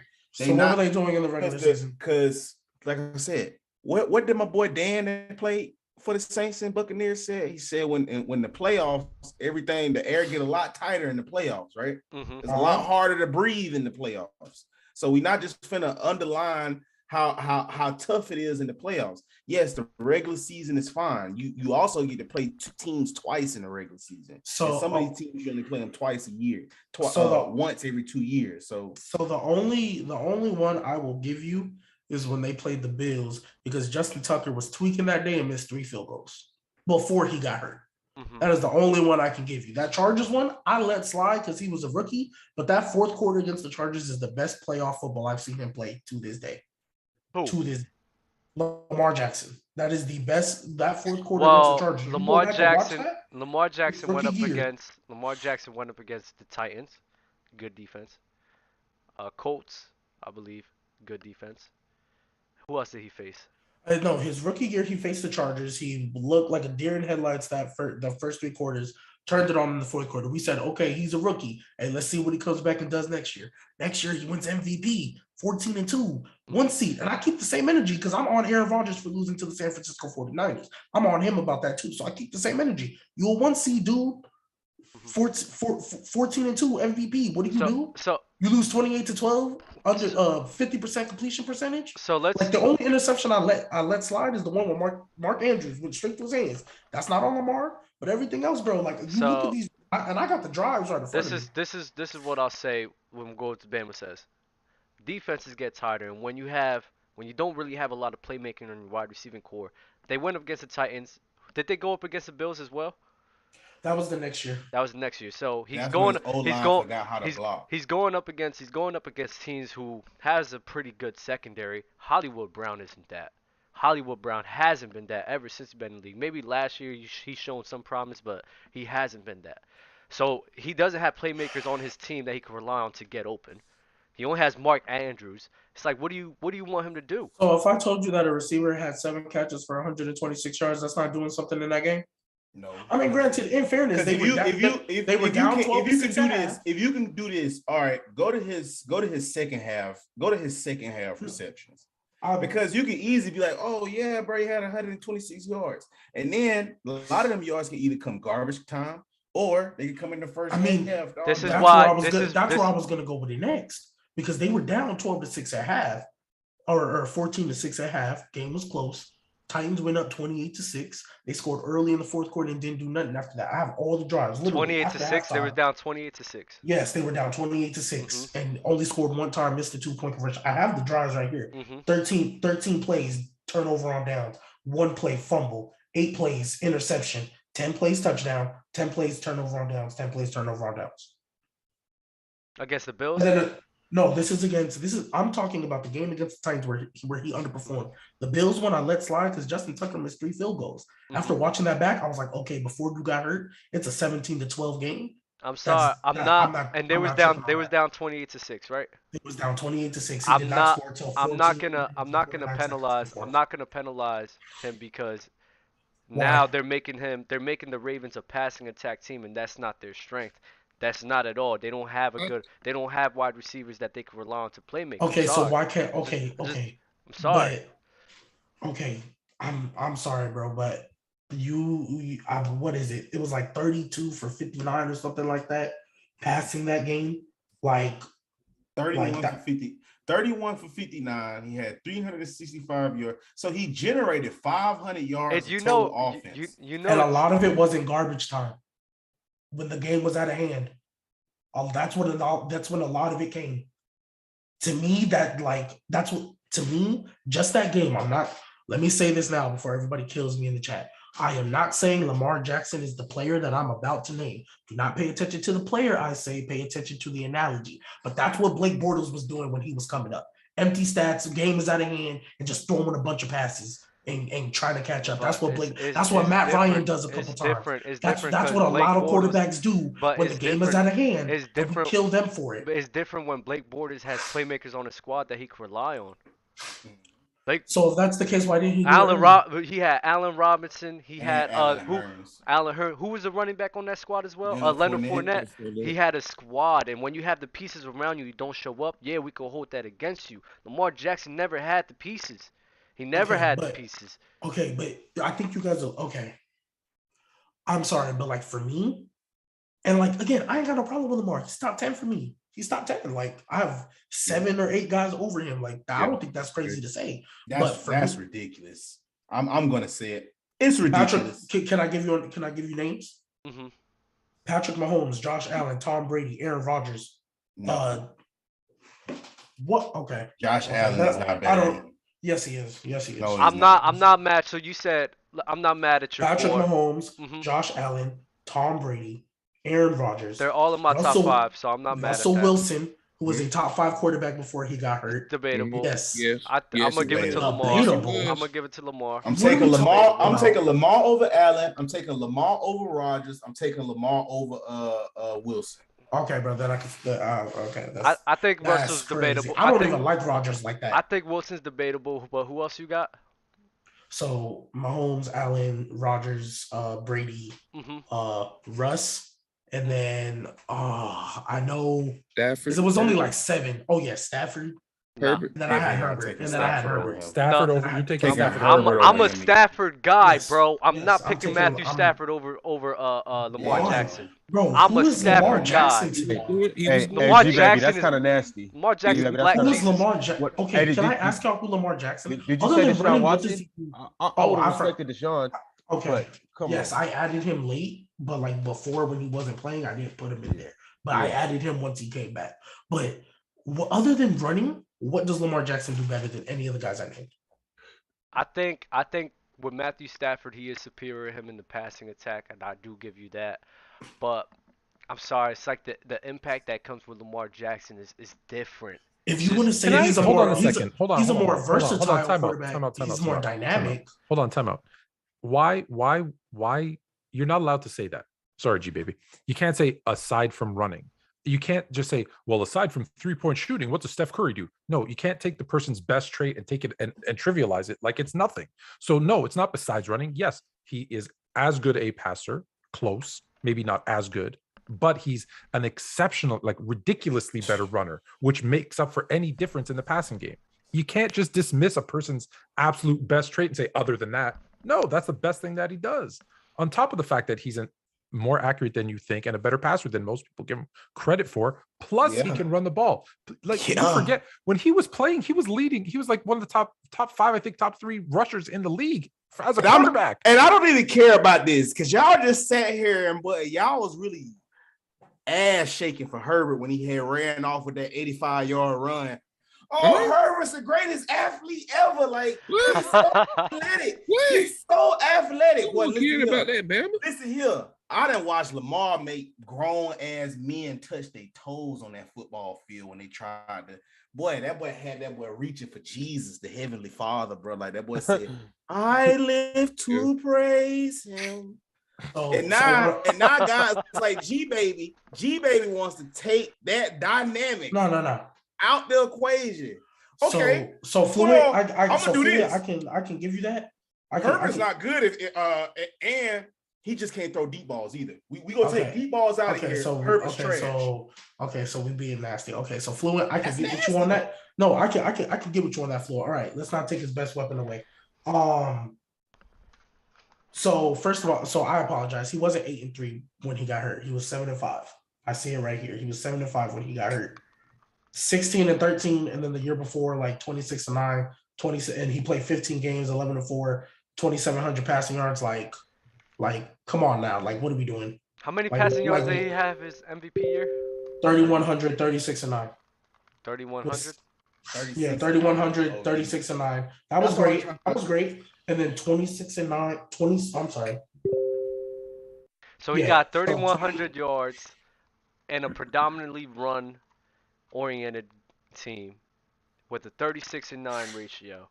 With those weapons that y'all say he doesn't have. With terrible weapons. Terrible weapons. Mid receivers. You know that Reggie, what you got to pick the seeds and stems up out of? That's what the receivers is. That's what that receiver core is. I'm sorry, boy.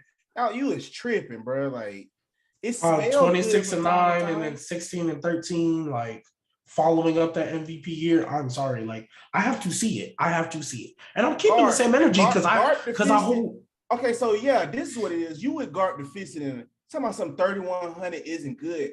Y'all just keep going off of Madden and shit. Like, okay, so if you pair the 3,100 with his 1,700 rushing yards, like, come on now, like that's beyond good. Like, everybody's just not finna sit out here and just pass for 6,000 yards. No, you're right. Go run for 2,000. This is the NFL, bro. I know. I'm with you.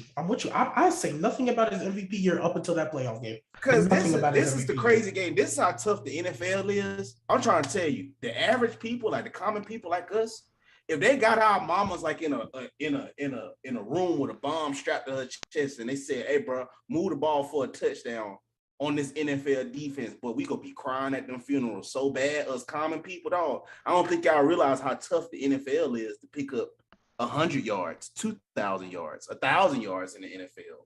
So that's to sit there and be like, oh man, he don't pass for all of these yards. And Greg Roman, who specializes just in running the ball, like, and his past 2 quarterbacks was Tyrod Taylor and Colin Kaepernick.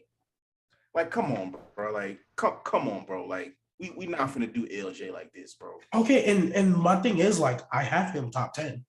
But he's not a top 5 quarterback. Oh, you didn't finish that. You didn't finish that. No, so you had Russell Wilson. He can't find 9 more people over here. I said top 10. Oh no, you said Matthew Stafford and Joe, and you said Justin Herbert. Nah, I'm not with that. No, and then you had Deshaun Watson in there.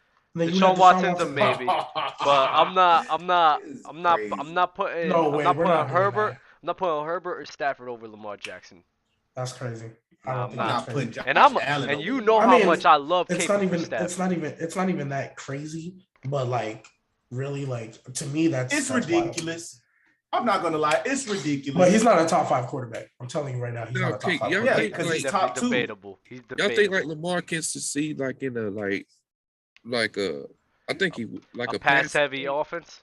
Yeah, with receivers. Yes. Again, I'll ask the question: if when Lamar Jackson was healthy, so you got to go back 2 years. Was he top 5? No. What? I never had Lamar Jackson That top man 5. was top 5. I never had Lamar Jackson That top 5. boy was top 5. Was he top 5 when he won the MVP? He was better than Josh Allen. No, he I don't think better. he was. So when he won the MVP, he wasn't top 5. Winning MVP, just because you win MVP doesn't automatically make you top 5. I would have to go back and look off the rip. I don't think he was top 5. I think there were 5 quarterbacks in the NFL that were better than Lamar Jackson. Aaron Rodgers, Mahomes, Brady, Wilson. And then I would have to look, but I'm pretty sure there's a Come on.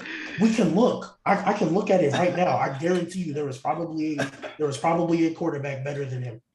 Like I have the only debatable one is Deshaun Watson. That's the only debatable one I could think of. Watson was top 3. Based on what? Top 3. Yeah, Watson was top 3.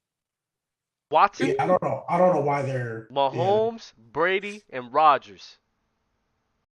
No. You realize the year he won MVP, he threw 36 touchdowns with 6 interceptions, passed for 66% completion, 3,100 yards. Oh, plus he ran the ball like a mofo too. So like we're just gonna. I don't understand how you just randomly. We gotta ignore it. 5 guys ahead of him just based on I don't know what. We like the color of their jersey better. I don't know what you're basing it on. I need to know. It's not that. I just, what is it? I just think a lot of guys just have this false stigma that Lamar can't beat you with his arm. Russell Wilson, Tom Brady, Patrick Mahomes, because they watch ESPN paint narratives all day. They get up there, they watch my guy. I'm not one of those. I don't. G Baby's not one of those. But Tom Brady, Russell Wilson, Patrick Mahomes, Aaron Rodgers, Deshaun Watson. What are we talking about? I said Deshaun Watson. I said it was debatable. It was debatable. I will probably give Lamar Jackson the edge though. I definitely said that debatable. 5. That's sure did it with nobody either. Deshaun Watson didn't win no MVP. No offense to Deshaun Watson, but he ain't do nothing that Lamar did. Yeah. And what he had that crazy thing against the Kansas. He had wait. He had that crazy. Wait. He wanted to talk about playoffs, right? Deshaun Watson had a 24-0 lead on the Chiefs, and he blew it. You know what's funny? If a running back rushes for 1,200 yards. At 7 at 7 yards per attempt, we're calling him top 10, top 5 running back in the league. And you have a quarterback do it and throw for 3,000 yards and 36 touchdowns with single-digit interceptions, and you're telling me there's 5 quarterbacks better than him? You guys are crazy. You guys are crazy. Catnip. Catnip. I don't think saying Russell Wilson, Tom Brady, Aaron Rodgers, Deshaun Watson, or Patrick Mahomes. Just how you threw Russell Wilson in there first. Okay, if you don't. I just went in order of how I saw Brady. I'm just talking about Tom Brady, maybe Patrick Mahomes, maybe. Nah, don't do that. Okay, see, and this is why Lamar Jackson. This is why I compare Lamar Jackson fans to LeBron fans, because that's ridiculous. That's ridiculous. That Patrick Mahomes was maybe better than LeBron fans. That's not LeBron stands at all. LeBron stands and Lamar stands are the exact same. Because LeBron can tie his shoe.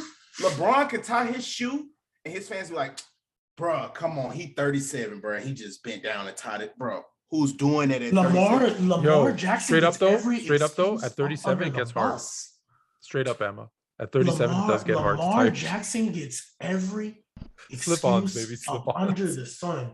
Man, I know. How is it an excuse when these are the things that's happening in his career? He's winning in spite of his offensive coordinator being incompetent.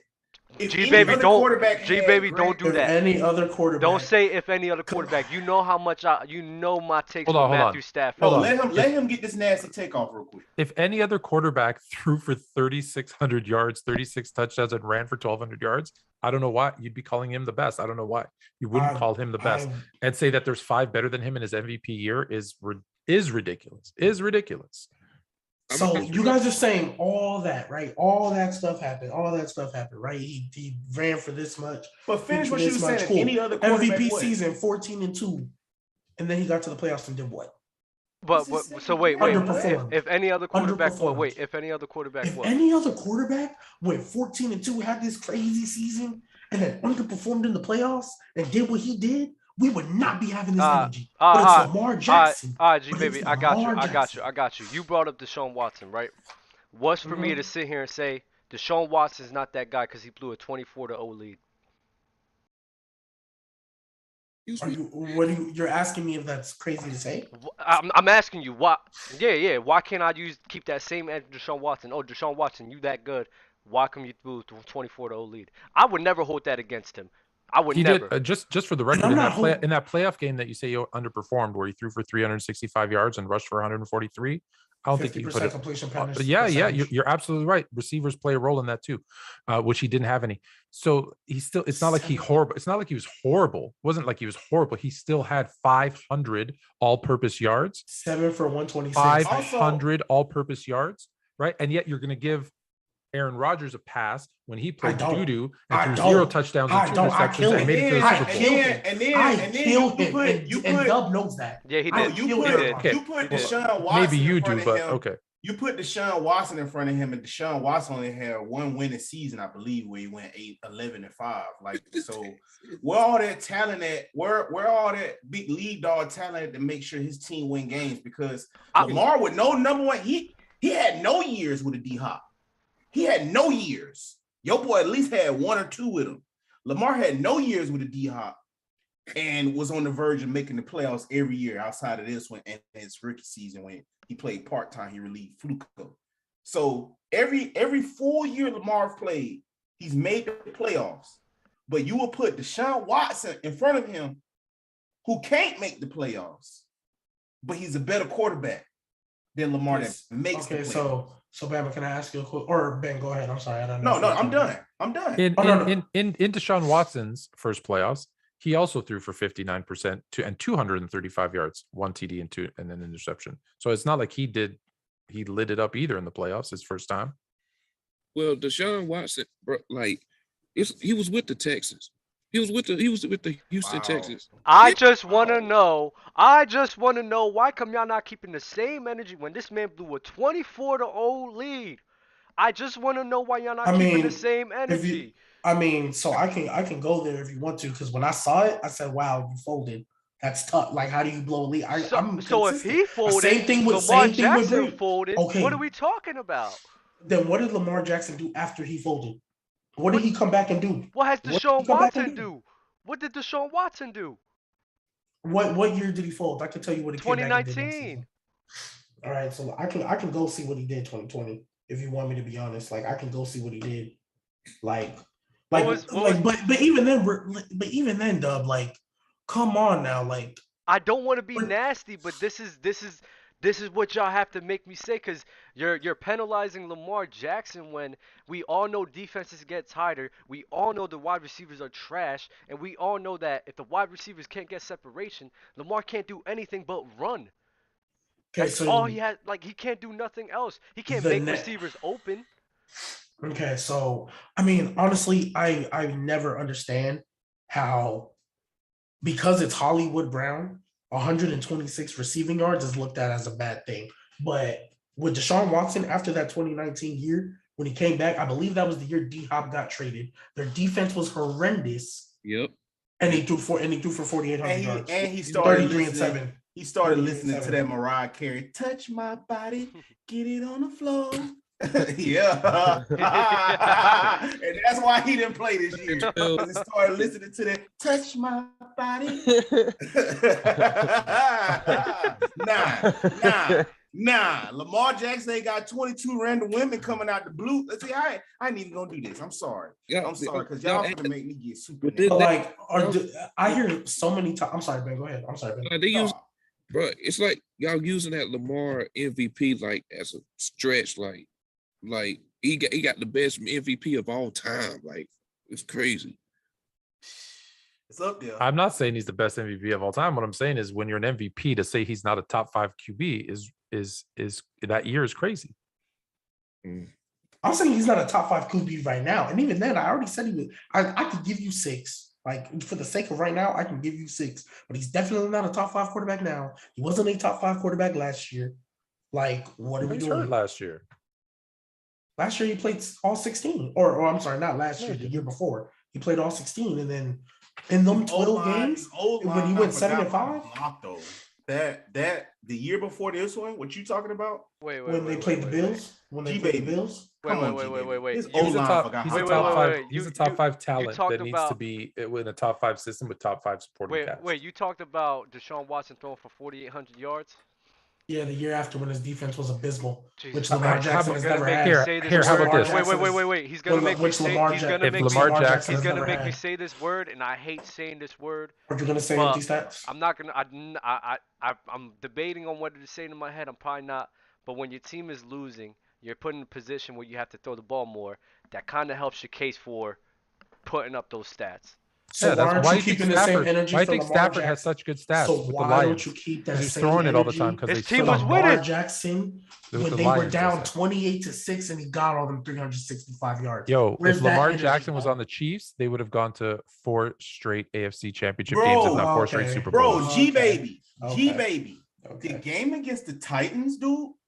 The first Lamar one. Jackson 8 times that game, dude. Which one? The second time or the first time?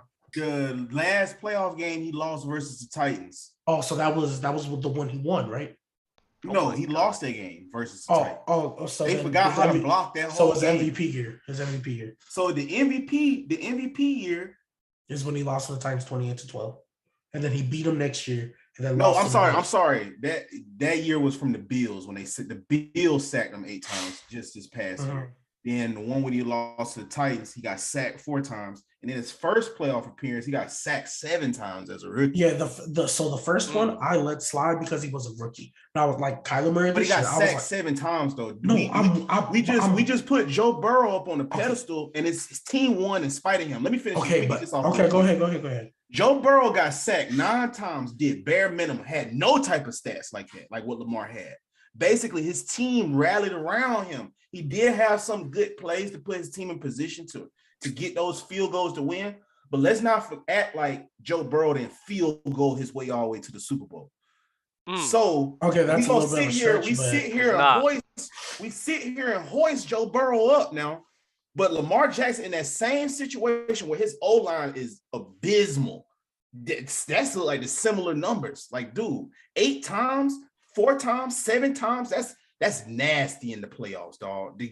So he's running for his life. Okay, so in fairness, what I will say, his rookie year, I let it slide because he's a rookie. It's his first game. Not everybody's going to come out and do what Mahomes does and make it to the AFC chip. Not everybody's going to come out and win in their first try. Like, I'm with you on that.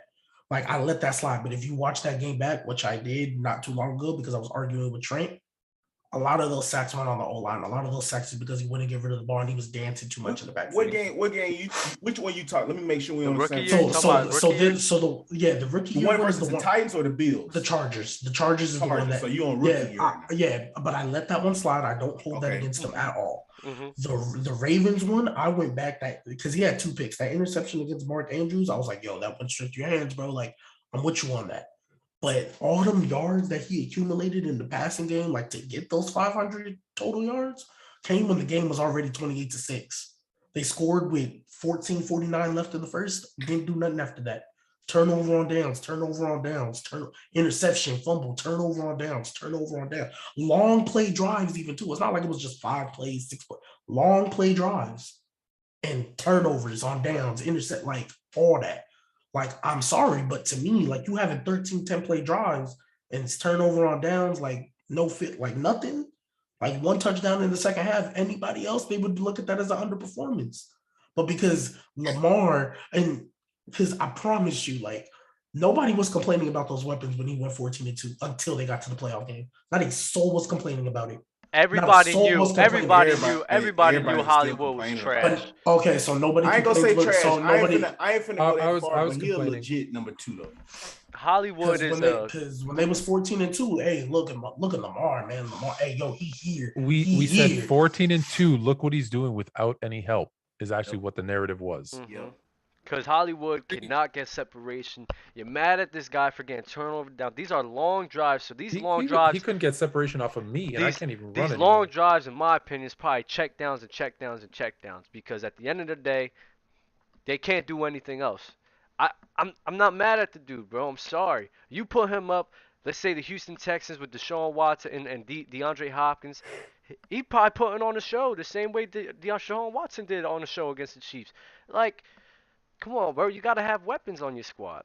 So why doesn't anybody complain about those weapons when they play against the Chiefs and he goes crazy and they beat them and it's like, oh look, hey, if they ever meet in the playoffs, it's gonna go wild. Like, what? Last year? It's quiet. It's last quiet year? Whenever it was like I think they played them twice in a row. No, I remember years. The last time. I remember the last time they beat them. It was when you talking about when Lamar Jackson went for it on 4th downs.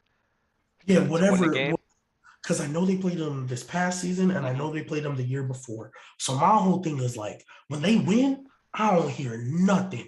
But the second they, that's why I say it's the same thing with LeBron. When LeBron and the Lakers win, oh my God, LeBron, look what he's doing. This, that. When they lose, oh, LeBron doesn't have any help. Like, you can't have your cake and eat it too, bro. You have that help all year. Nobody's complaining about the help when you're winning. I'm not gonna lie. Everybody complain when it's losing. I'm not gonna lie. I'm not gonna lie. I think if the Ravens and Chiefs met up in the playoffs, it'll probably be a high-scoring game because the Chiefs' defense isn't all that. Lamar Jackson went up. Lamar Jackson went up against good defenses. Time out. We've reached our time limit. Yeah, we have. I hate to cut you guys off. You know, you guys got an intense debate going on right now, but we've reached our time limit. It's, you know, we running past 3 hours. So, you know. Damn, this is the second episode in a row. Yeah. So let's give our closing remarks and, you know, save it for next week. G baby, appreciate you being on, bro. I love you. Yeah, of course, bro. It's all love. You wanna great conversation as always, G baby. Great to see you again, man. Appreciate you. You wanna let everybody know where to find your podcast and all that? So on YouTube, it's called the Keeping the G podcast. Keeping is with an apostrophe and no G, because if you put it there, you're gonna find like all these other different things. So I'm on TikTok _G.baby22. The link to the YouTube is actually on TikTok, so if y'all go there, it's probably easier to find. And IG, the same thing, _G.baby22. We got an episode coming out this weekend to recap the play-in because, you know, I don't like Karl Anthony Towns. So. Yo, yeah, he pissing me off. He stunk tonight. But he got fouled out. Ben, I almost said Ben Simmons. Ben, what's your last name? Follow Players Choice Gridiron. Follow TikTok PC _ Gridiron. My own podcast starts Monday, April 18th, The Throwdown. So y'all come tune in, man, on Twitch. So yeah. Fluent, you seem tired. I seen you getting sleepy over there. I'm exhausted. It's all right. We back to the original. You all already follow me anyways, but so you can tell your friends it's back to sports _ fluent. Fluent and Chill, the newest episode drops tomorrow at noon. We have started, this is actually really cool what we did. We had one of our viewers, he put together an all-time list, so starting 5 and 1 sub for every team in the NBA history, like their greatest starting 5 ever, and we started like a March Madness tournament. So we're going to drop the first part of that. We're doing the East. We separated East 1, 2. So we're doing that tomorrow. We made our predictions for the play-in tournaments. I had the Nets and Minnesota, which I'm 100% correct. I also said Anthony Edwards was going to go off. He's about to go for 30, and the Timberwolves are going to win. So you'll see all that tomorrow at noon, sports _ fluent. If you're in Tampa, May 9th, 10th, and 11th, come check me at the Tampa Convention Center. I'll be on the yacht. That's it. I'm done. Emma? Man, follow Players Choice. Y'all been doing good, man. I got a challenge, bro. Get us to 100K, bro. Get us to 100K followers on TikTok. Players Choice Gridiron. Start running it up on that Instagram, PC _ Gridiron. Also, if y'all watching this video, bro, let me know what game y'all like be watching people to play on Twitch, bro. I don't know. Normally I play Apex. If y'all want me to get back on the new Madden, NCAA when it come out, bro, like I'm real sweat at the games, bro. So y'all let me know. I just don't be knowing, honestly, bro. And I just been at a moment. I don't know. So y'all let me know. But pretty much follow that. Run it up on TikTok with us. See if y'all can get us to 100K. And like I said, if Tua win MVP this year, Fluent finna send me them pictures of y'all grandmas at that Freaknik. That's all I'm gonna say, boy. All I gotta say is all hail King Cooper Kupp. Oh yeah, that's we turned this to another Lamar Jackson debate. Damn, Thanks, G baby. That was fire though. But you know, let's not be irrational. Let's not be what's the word? Delusional. Cooper Kupp is not better than Davante Adams. It Fluent, really is Bama. if you think about it. Yeah, he's I not don't- better than I Davante don't- Adams I because don't he's know what better happened. than he's better than Calvin Johnson. I'm gonna That's tell why. you again. I'm gonna tell you again. You show me Cooper Kupp beating somebody on a go route. Just show me, please. I would love to know this year. Why does he have to do that? Just show me it. Why? Just show me. Can I just That's show all you? I Hey, I'm wanna know. gonna show you. I'm That's gonna show all you I the wanna referee know. doing this, Dub. That's all I'm gonna show you. That's When the what I referee wanna put know. them when the referee put them two arms up like this and say touchdown, I'm gonna just show you That's that. all I want to see. But anyways. So what about the go route But in the Buccaneers? What? What go route? The one where he literally just ran a seam, whatever you want to It call it. wasn't a seam. It was a post. You talking about the one against the Bucks? Yeah, in the playoffs, he didn't. That was a wasn't post. I swear it was. Anyways, y'all be easy. Thank y'all for joining up, bro. Appreciate y'all. Thank you for tuning in. 3 hours, bro. If you ain't like already, bro. If you stuck here for this long, you ain't like. I don't know what the hell is wrong with you. Anyways, y'all be easy. Y'all be safe. Peace.